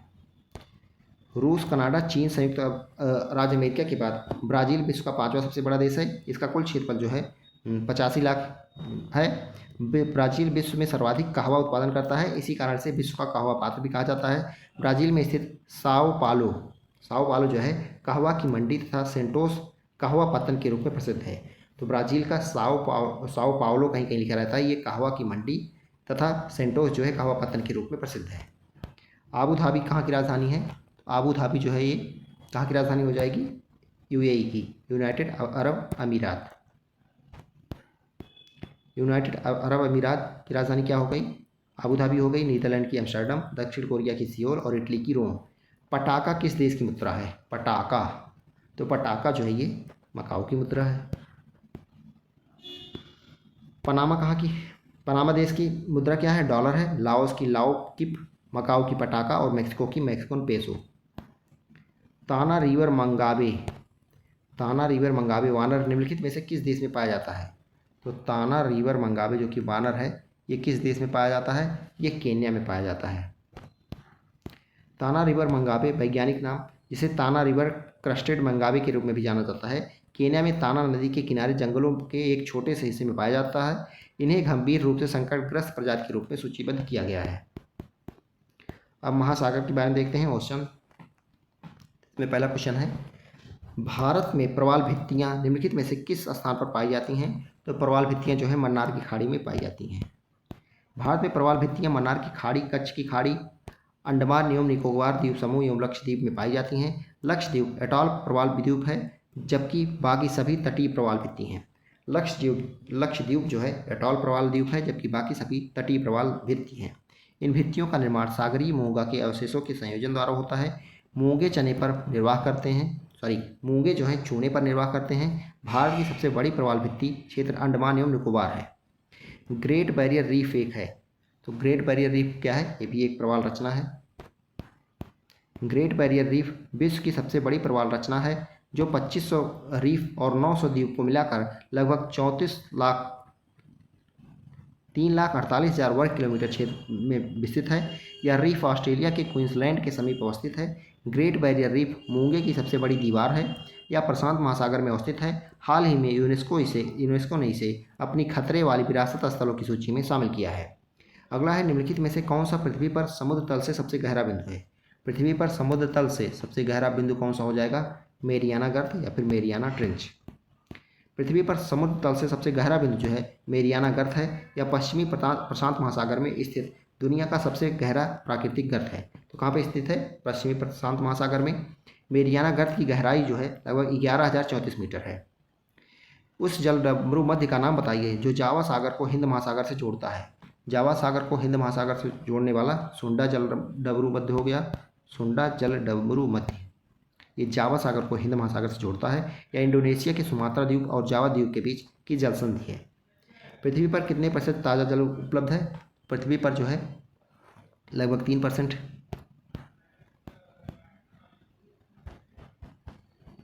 मेरियाना खाई किसके लिए प्रसिद्ध है? तो मेरियाना खाई जो है ये किसके लिए प्रसिद्ध है? पृथ्वी पर सबसे गहरे बिंदु के लिए। इसकी उत्पत्ति प्लेटों के खिसकने से हुई तथा इस गर्त की खोज वर्ष 1948 में HMS चैलेंजर 2 नामक जलयान द्वारा की गई। इस गर्त की अनुमानित गहराई 11,022 मीटर है। यह विश्व का सबसे गहरा गर्त है।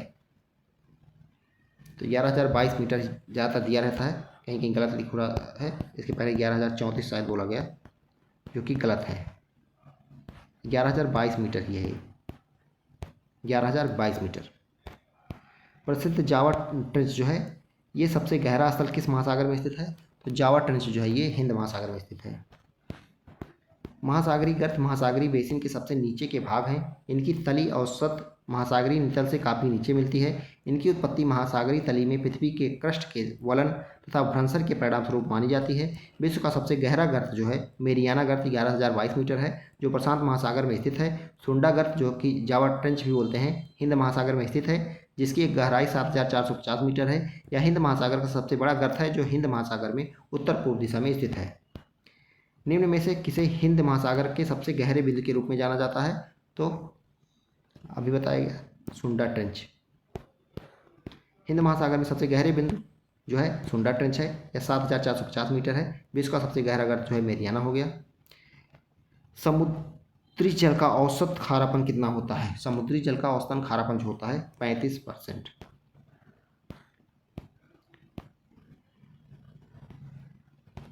समुद्री जल का औसत खारापन 35% होता है। सागरी जल में घुले हुए पदार्थों में भार एवं उसके जल के भार के अनुपात को सागरीय लवणता कहते हैं। सामान्य रूप से सागरीय लवणता को प्रति 1000 ग्राम में उपस्थित लवण की मात्रा के रूप में दर्शाया जाता है। तो प्रति 1000 ग्राम में जो भी सॉल्ट की मात्रा उपस्थित रहती है उसे दर्शाया जाता है। जैसे 35% परसेंट के बाद एक बिंदु और लगा रहता है, यानी 35 ग्राम प्रति 1000 ग्राम, यानी 35 ग्राम होगा 1000 ग्राम में।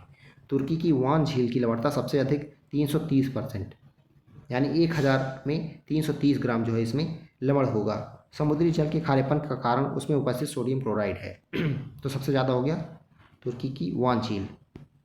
निम्नलिखित में से किस सागर का जल सर्वाधिक खारा है? किस सागर का जल सर्वाधिक खारा है ये बताना है। तो मृत सागर का। लवणता को प्रति 1000 में व्यक्त करते हैं। समुद्री जल की औसत लवणता 35 प्रति 1000 ग्राम होती है। समान खारेपन वाले स्थान को मिलाकर खींची गई रेखा को समलवण कहते हैं, आइसोहेलाइन। 24 से 40 डिग्री उत्तरी अक्षांश और 10 से 30 डिग्री दक्षिणी अक्षांश के मध्य सबसे अधिक लवणता पाई जाती है। तो 20 से 40 डिग्री उत्तरी अक्षांश और 10 से 30 डिग्री दक्षिणी अक्षांश के मध्य सबसे ज़्यादा लवणता पाई जाती है। तुर्की की वान झील की लवणता सबसे अधिक 330 ग्राम पर 1000 तथा दूसरी सबसे अधिक लवणता मृत सागर में 238% पाई जाती है। निम्नलिखित में से कौन सा महासागर सबसे छोटा है? कौन सा महासागर सबसे छोटा है ये बताना है। तो यह है आर्कटिक महासागर। तो सबसे बड़ा जो है प्रशांत महासागर है, उसके बाद अटलांटिक महासागर नंबर आता है, फिर हिंद महासागर और सबसे छोटा आर्कटिक महासागर। दुनिया में सबसे ऊंचा ज्वार कहाँ पे पाया जाता है? दुनिया में सबसे ऊंचा ज्वार जो है ये कनाडा में पाया जाता है।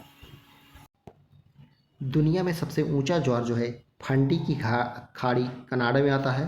कहाँ पे? फंडी की खाड़ी कनाडा में, या कनाडा की नोवा स्कोटिया और न्यू ब्रंसविक प्रांतों के बीच स्थित है। सूर्य व चंद्रमा की आकर्षण शक्तियों के कारण सागरीय जल के ऊपर उठने तथा गिरने की घटना को ज्वार-भाटा कहते हैं। भारत के पश्चिम में कौन सा सागर स्थित है?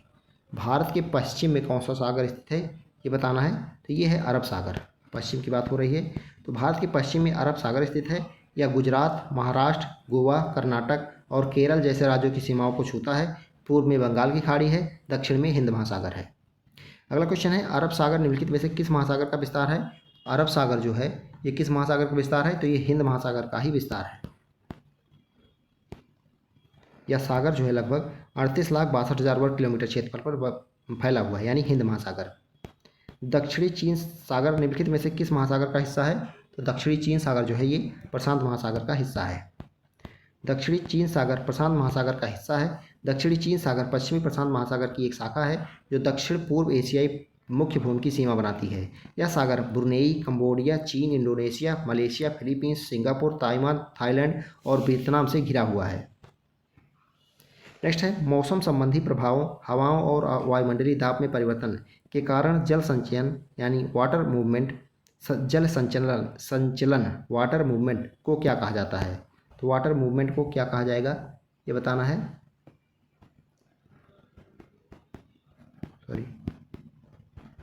वाटर मूवमेंट को महोर्मी कहा जाता है। मौसम संबंधी प्रभावों, हवाओं और वायुमंडलीय दाब में परिवर्तन के कारण जल संचलन को महोर्मी सर्जेस कहा जाता है।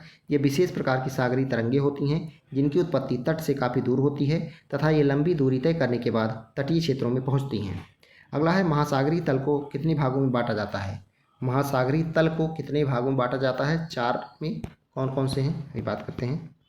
तो 4 भागों में बांटा जाता है। महाद्वीपीय शेल्फ, महाद्वीपीय ढाल, गहरे समुद्री मैदान और महासागरीय गर्त, ये 4 होते हैं। महाद्वीपीय शेल्फ हो गया, महाद्वीपीय ढाल हो गया, गहरे समुद्री मैदान हो गए और महाद्वीपीय गर्त।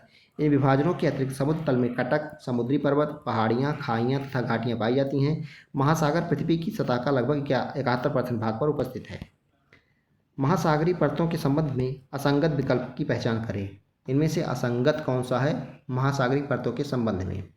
तो महाद्वीपीय शेल्फ, महाद्वीपीय ढलान, महाद्वीपीय डीप हो जाएगा। महाद्वीपीय यहाँ पे महासागरीय ढलान नहीं होगा। महासागरीय आधास्थल को 4 प्रमुख भागों में बांटा गया है। महाद्वीपीय शेल्फ हो गया, महाद्वीपीय ढाल हो गया, वहाँ पे महासागरीय ढलान दिया गया है। गहरे समुद्री मैदान हो गए, महासागरीय गर्त हो गया। आकार सबसे बड़े से सबसे छोटे के अनुसार महासागरों का सही क्रम कौन सा है? एक बार ये हो चुका है क्वेश्चन, फिर से देख लेते हैं। तो ये प्रशांत महासागर, फिर हिंद महासागर, फिर अंटार्कटिक महासागर, फिर अटलांटिक महासागर।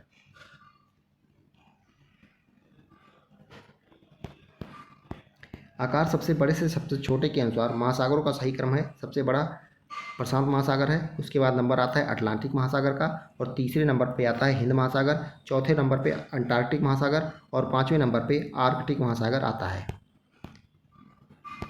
प्रीत एक ऐसे महासागर के बारे में लिखती है जो उत्तरी अमेरिका को यूरोप से अलग करता है। यह कौन सा महासागर है?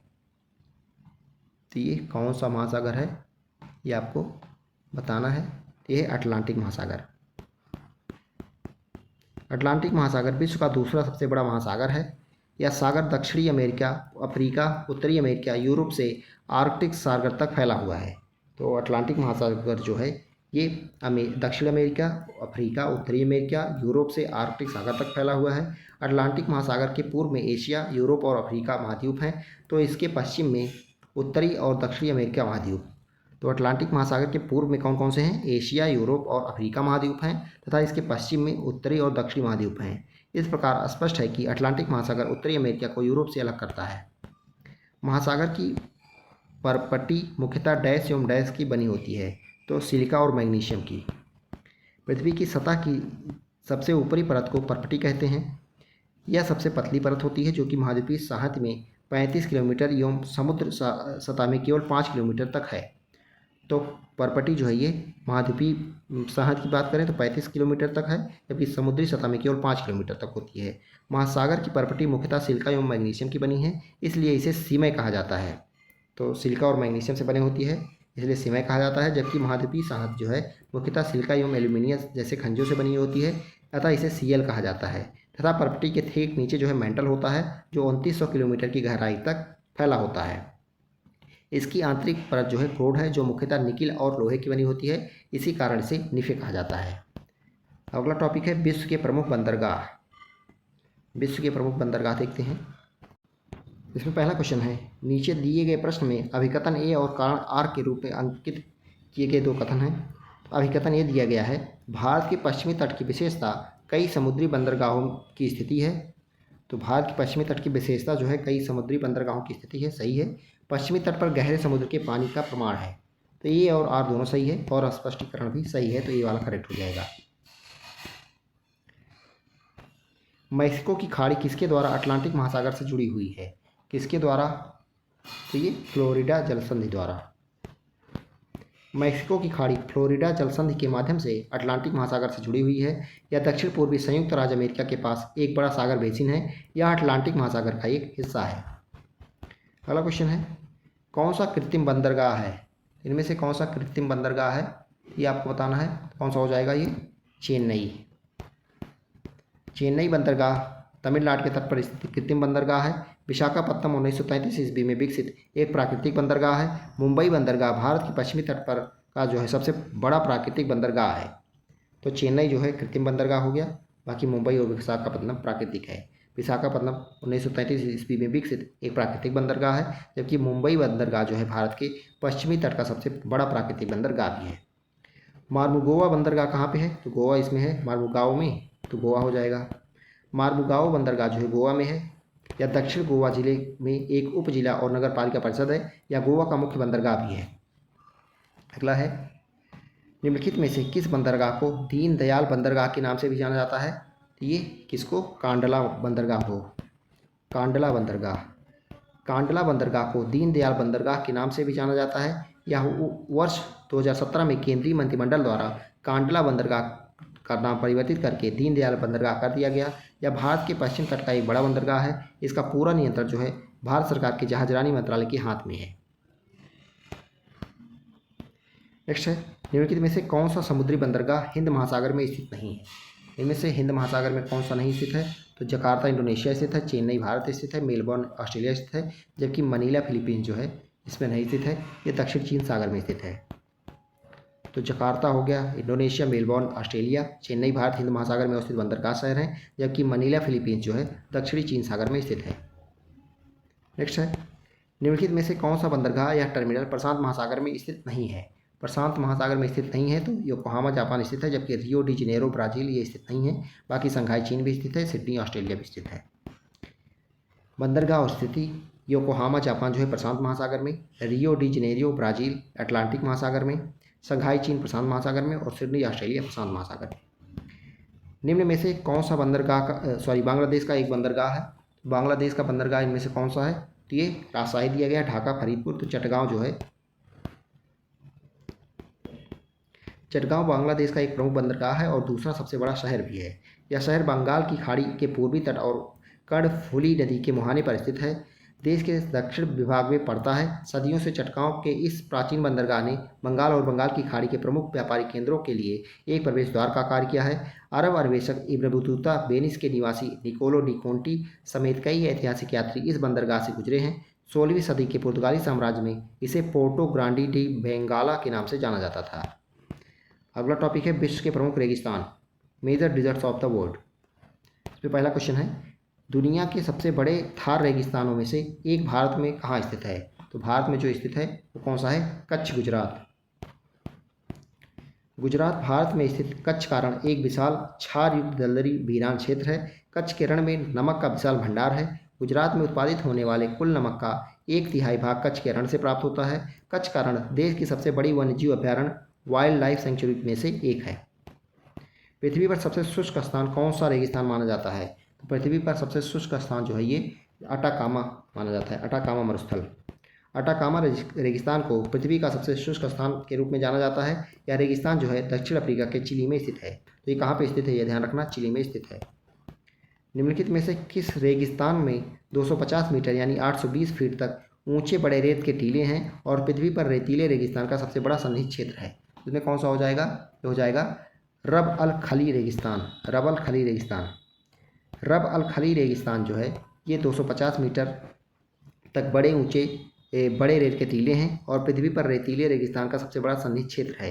यह दक्षिणी अरब प्रायद्वीप में स्थित है, जिसमें सऊदी अरब का अधिकांश क्षेत्रफल, ओमान, संयुक्त अरब अमीरात व यमन के कुछ भाग शामिल हैं। विश्व का सबसे बड़ा गर्म मरुस्थल कौन सा है? तो सबसे बड़ा गर्म मरुस्थल कौन सा हो जाएगा? ये हो जाएगा सहारा मरुस्थल। सहारा विश्व का विशालतम गर्म मरुस्थल है। सहारा नाम रेगिस्तान के लिए अरबी शब्द सहरा से लिया गया है, जिसका अर्थ मरुस्थल है। यह मरुस्थल लगभग 94 लाख वर्ग किलोमीटर क्षेत्रफल में विस्तृत है तथा 11 देशों में फैला हुआ है। कितने देशों में? 11 देशों में, जिनके नाम दिए गए हैं अल्जीरिया, चाड, मिस्र, लीबिया, माली, मारितानिया, मोरक्को, नाइजर, सूडान, ट्यूनीशिया और पश्चिमी सहारा। तनामी रेगिस्तान निम्नलिखित में से किस देश में स्थित है? तो तनामी रेगिस्तान हो जाएगा ऑस्ट्रेलिया में। तनामी ऑस्ट्रेलिया की द ग्रेट सैंडी रेगिस्तान के पूर्व में स्थित है। इस रेगिस्तान का क्षेत्रफल 37,500 वर्ग किलोमीटर है। तनामी पृथ्वी का शुष्क स्थल और प्रमुख बिलगित रेगिस्तान है। इस रेगिस्तान की मुख्य वनस्पतियों में स्पिनीफेक्स घास जो नुकीले पत्ते वाली होती है, बबूल तथा अन्य छोटी झाड़ियाँ आदि होती हैं। या लाल रंग के कंगारू पाए जाते हैं यहाँ पे। कजाइल कुल्म रेगिस्तान स्थित है, ये भी इंपॉर्टेंट है। कजाइल कुम रेगिस्तान ये कहाँ पे स्थित है? कजाइल कुम, तो ये उज्बेकिस्तान और तुर्कमेनिस्तान दोनों में पड़ता है, तो ये सी और डी दोनों इसमें होगा। कजाइल कुम रेगिस्तान जो है उज्बेकिस्तान और कजाकिस्तान और तुर्कमेनिस्तान में स्थित है। ये 3 जगह स्थित है। इसका क्षेत्रफल जो है 2,98,000 वर्ग किलोमीटर है। यह रेगिस्तान सिर दरिया तथा आमू दरिया नामक 2 नदियों के दोआब के मध्य स्थित है, ये भी ध्यान रखिएगा। तो ये कजाइल कुम रेगिस्तान जो है ये 2 रेगिस्तानी नदियाँ हैं, सिर दरिया और आमू दरिया, इन्हीं 2 नदियों के दोआब में स्थित है। निम्नलिखित में से कौन सा देश आंशिक या पूर्ण रूप से सहारा रेगिस्तान में नहीं आता है? तो ये कौन सा नहीं आता है? अल्जीरिया आता है, लीबिया आता है, मिस्र आता है, जबकि नाइजीरिया नहीं आता है। नाइजर आता है, नाइजीरिया नहीं आता है। सहारा विश्व का विशालतम गर्म मरुस्थल है। यह अफ्रीका के उत्तरी पश्चिमी भाग में अटलांटिक महासागर से लाल सागर तक तथा सूडान के उत्तर व एटलस पर्वत के दक्षिण में फैला हुआ है। तो सहारा विश्व का विशालतम गर्म मरुस्थल है। यह अफ्रीका के उत्तरी पश्चिमी भाग में अटलांटिक महासागर से लाल सागर तक तथा सूडान के उत्तर व एटलस पर्वत के दक्षिण में फैला हुआ है। यह क्षेत्रफल में यूरोप के बराबर एवं भारत के क्षेत्रफल के 2 गुने से अधिक है। इस मरुस्थल का विस्तार जो है Mali, Morocco, Mauritania, Niger, Tunisia, Libya, Algeria, Chad, Sudan, मिस्र एवं मोरक्को देशों में है। मरुद्वीप संबंधित है मरुद्वीप संबंधित है रेगिस्तान से। मरुद्वीप का संबंध ओएसिस का संबंध जो है रेगिस्तान से है। मरुभूमि के चारों ओर पानी तथा जंगल कम पाए जाते हैं। मरुभूमि का क्षेत्र काफ़ी बड़ा होता है तथा जानवरों तथा यहाँ इंसानों के लिए निवास स्थान बहुत कम होता है। मरुभूमि रेगिस्तानी इलाकों में व्यापार और परिवहन मार्गों के लिए कम महत्वपूर्ण है। अगला क्वेश्चन है, मरुस्थलीय क्षेत्रों में वायु अपर्दन होता है क्योंकि मिट्टी को पकड़े रहने के लिए कोई पेड़ पौधे नहीं होते हैं। शुष्क भूमि में यह होने का कारण है। शुष्क भूमि में यह होने का क्या कारण है? तो यह है अतिचराई। भूमि के ऊपर से वनस्पतियों के हटने से उस पर वायु क्रिया तीव्र होती है और वायु अपर्दन की समस्या उत्पन्न होती है। वायु अपर्दन की समस्या मुख्यतः मरुस्थलीय क्षेत्रों में हो जाती है, परंतु अतिचराई के कारण यह क्रिया शुष्क भूमि में भी होने लगती है। भूमि में से वनस्पतियों के हटने के कारण वायु अपर्दन और मृदा अपर्दन दोनों संकट उत्पन्न हो जाते हैं। भारत में निम्नलिखित में से किस स्थान पर दिन और रात के तापमान में व्यापक अंतर पाया जाता है? तो कहाँ पे ये आपको बताना है। तो ये थार मरुस्थल में। भारत के थार मरुस्थलों में दिन और रात के तापमान में व्यापक अंतर पाया जाता है। ऐसा इसलिए होता है क्योंकि सामान्य धरातल के विपरीत रेत अधिक सूर्यातप ग्रहण करके जल्दी गर्म हो जाती है।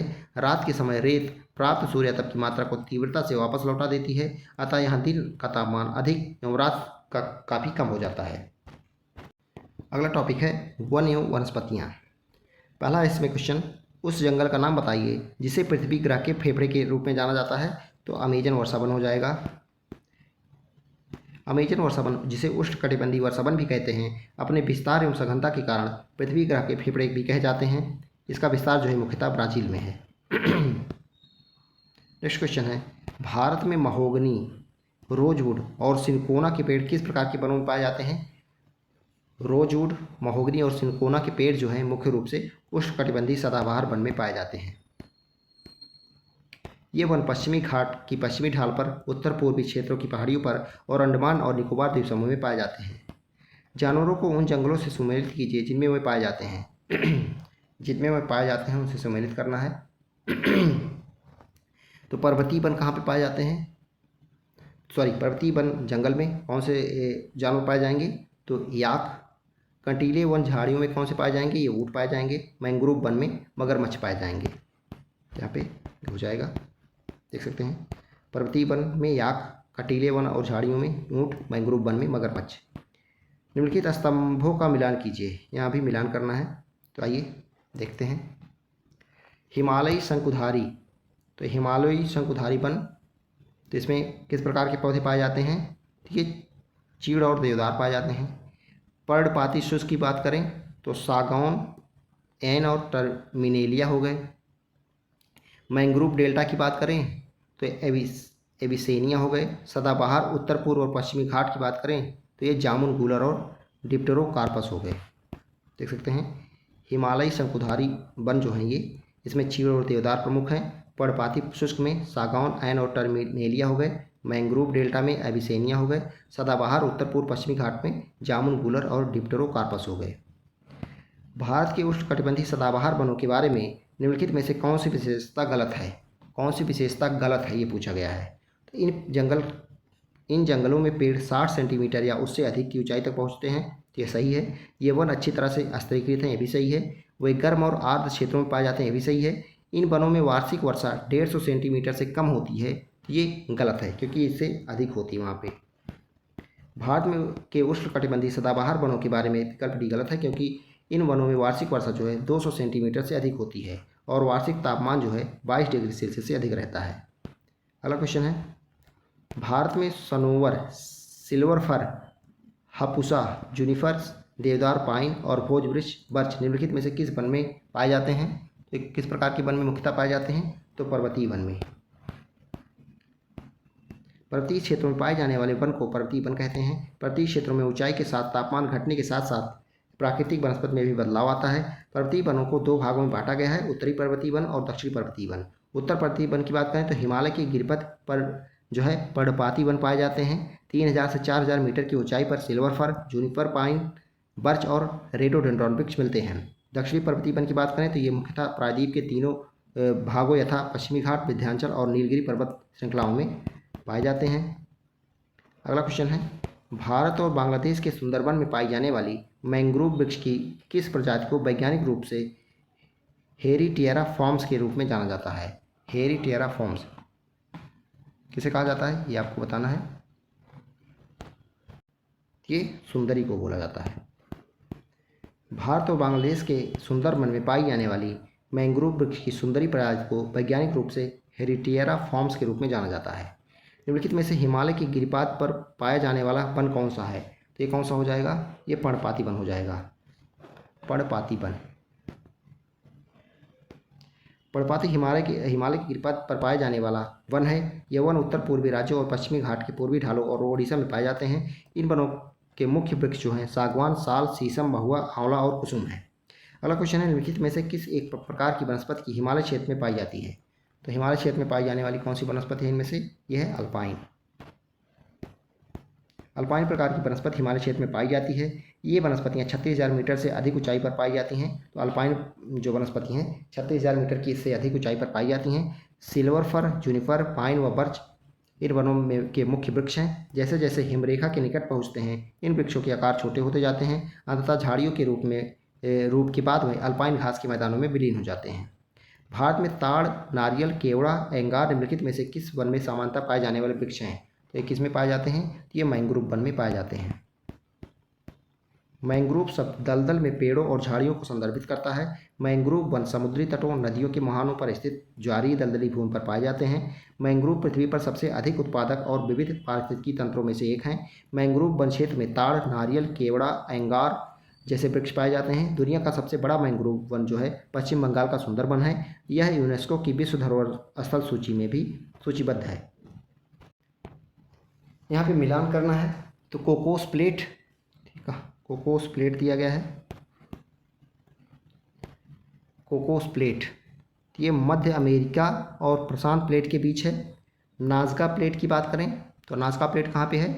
दक्षिण अमेरिका और प्रशांत प्लेट के बीच। अरेबियन प्लेट की बात करें तो अधिकतर ये सऊदी अरब का भूभाग है। फिलीपीन प्लेट की बात करें एशियाई और प्रशांत प्लेट के बीच है। देख सकते हैं कोकोस प्लेट जो है मध्य अमेरिका और प्रशांत प्लेट के बीच है। नाज़का प्लेट की बात करें तो दक्षिण अमेरिका और प्रशांत प्लेट के बीच है। अरेबियन प्लेट जो है अधिकतर सऊदी अरब का भूभाग है और फिलीपीन प्लेट जो है एशियाई और प्रशांत प्लेट के बीच है। अगला क्वेश्चन है सवाना निम्नलिखित में से किस महाद्वीप के में जो है सबसे अधिक विस्तृत है? तो सवाना जो है सबसे अधिक कहाँ पर विस्तृत है? अफ्रीका में। सवाना मुख्यतः विश्व के प्रमुख घास के मैदानों में से एक है। सवाना घास के मैदान का विस्तार जो है मुख्य रूप से अफ्रीका महाद्वीप के पूर्वी पश्चिमी तथा सहारा मरुस्थल के आसपास है।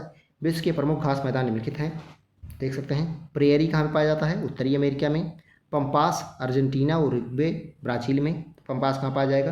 अर्जेंटीना उरुग्वे ब्राज़ील में। स्टेपी की बात करें तो पूर्वी यूरोप, रूस और मध्य एशिया में। बेल्ट जो है दक्षिण अफ्रीका में पाया जाता है। डाउन्स ऑस्ट्रेलिया में। कैंपोस ब्राज़ील में और पुस्ताद जो है ये हंगरी में पाया जाता है। निम्नलिखित में से कौन सा विश्व का सबसे बड़ा नदी द्वीप है? तो विश्व का सबसे बड़ा नदी द्वीप कौन सा है?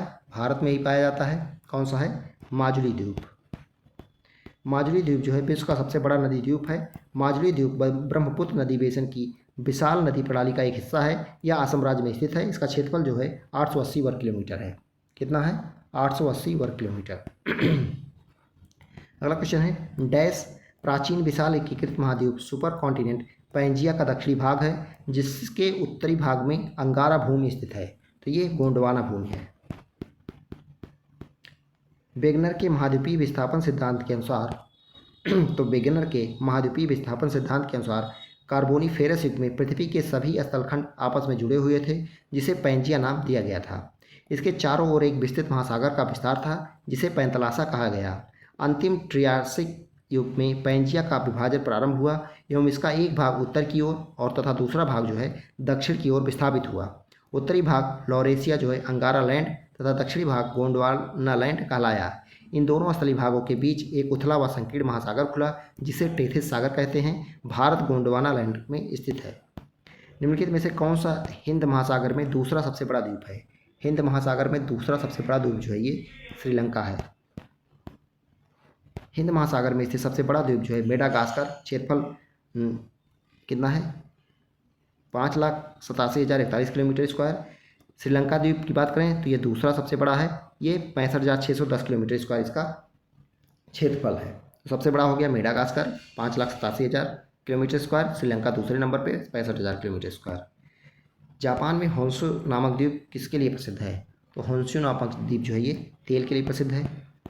होन्शु जापान का सबसे बड़ा द्वीप है। यह दुनिया का 7वां सबसे बड़ा द्वीप है।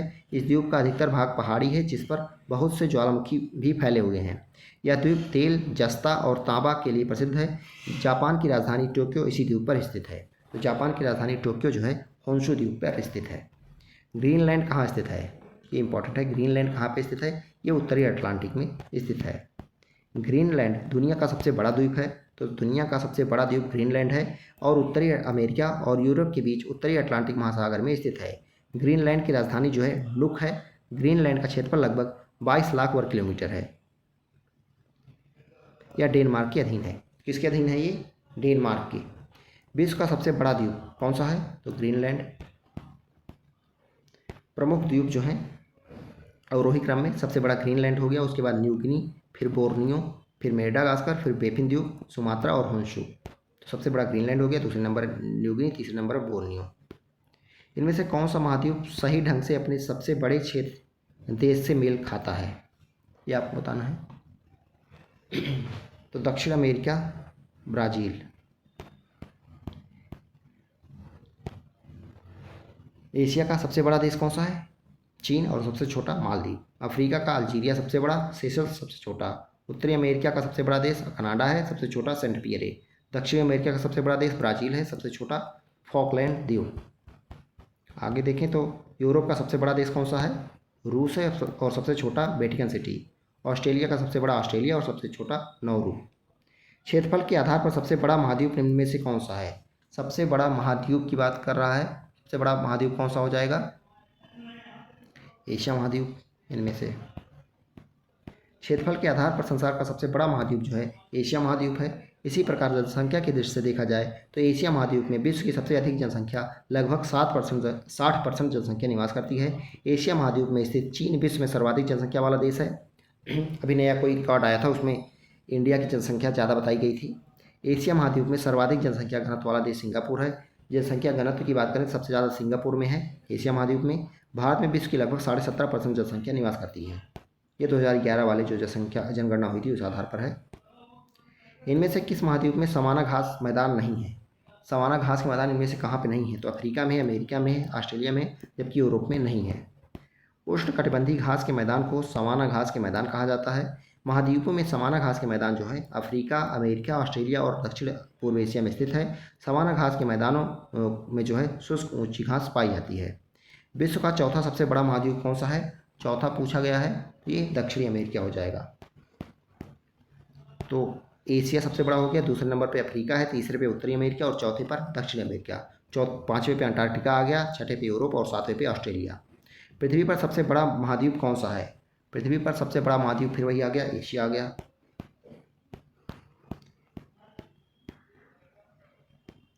पृथ्वी पर सबसे बड़ा महाद्वीप जो है एशिया है, जिसका क्षेत्रफल जो है 4,45,79,000 वर्ग किलोमीटर है। यह संसार के लगभग 29.9 लगभग 30% भूभाग पर फैला हुआ है। यह विश्व की लगभग 60% जनसंख्या यहाँ पर निवास करती है। अतः यह सर्वाधिक जनसंख्या वाला महाद्वीप है। एशिया महाद्वीप से होकर 3 प्रमुख अक्षांशीय वृत्त विषुवत, कर्क एवं आर्कटिक गुजरते हैं। तो विषुवत, कर्क एवं आर्कटिक गुजरते हैं, जबकि मकर यहाँ से नहीं गुजरता। एशिया तथा यूरोप के बीच यूराल पर्वत, एशिया और यूरोप के बीच कौन सा पर्वत है? यूराल पर्वत, कैस्पियन सागर, काकेशस पर्वत तथा काला सागर सीमा बनाते हैं। तो एशिया और यूरोप के बीच जो है यूराल पर्वत, कैस्पियन सागर, काकेशस पर्वत तथा काला सागर सीमा बनाते हैं। लाल सागर व स्वेज नहर एशिया को अफ्रीका से अलग करते हैं। तो एशिया को अफ्रीका से कौन अलग करता है? लाल सागर व स्वेज नहर। जबकि बेरिंग जलसंधि जो है एशिया को उत्तरी अमेरिका से अलग करती है। बेरिंग जलसंधि किससे अलग करती है एशिया को? उत्तरी अमेरिका से। अफ्रीका विश्व का दूसरा सबसे बड़ा महाद्वीप है, जो जिब्राल्टर जलसंधि द्वारा यूरोप से पृथक होता है। तो अफ्रीकी महाद्वीप जो है जिब्राल्टर जलसंधि द्वारा यूरोप से पृथक होता है। अफ्रीका एकमात्र ऐसा महाद्वीप है जिससे होकर विषुवत रेखा, कर्क रेखा और मकर रेखा तीनों गुजरती हैं। महाद्वीप जिसे the land of golden fleece के नाम जिससे जाना जाता है, तो कौन सा है ये? यह है Australia, the land of golden fleece. Australia महाद्वीप को the land of golden fleece, land of kangaroo एवं प्यासी भूमि का देश के नाम से जाना जाता है। ऑस्ट्रेलिया को लघु महाद्वीप के नाम से भी जाना जाता है। तो दोस्तों, विश्व का भूगोल खत्म हुआ। कल अगले वीडियो में हम लोग भारत का भूगोल पूरा करेंगे, जो कि लगभग 350 से ज़्यादा उसमें क्वेश्चन दिए गए हैं। एक ही वीडियो में कवर करेंगे, वीडियो थोड़ा बड़ा रहेगा, लेकिन फिर ये भूगोल दोनों देख लेंगे आप लोग, विश्व का भूगोल और भारत का भूगोल, तो इससे बाहर नहीं आएगा।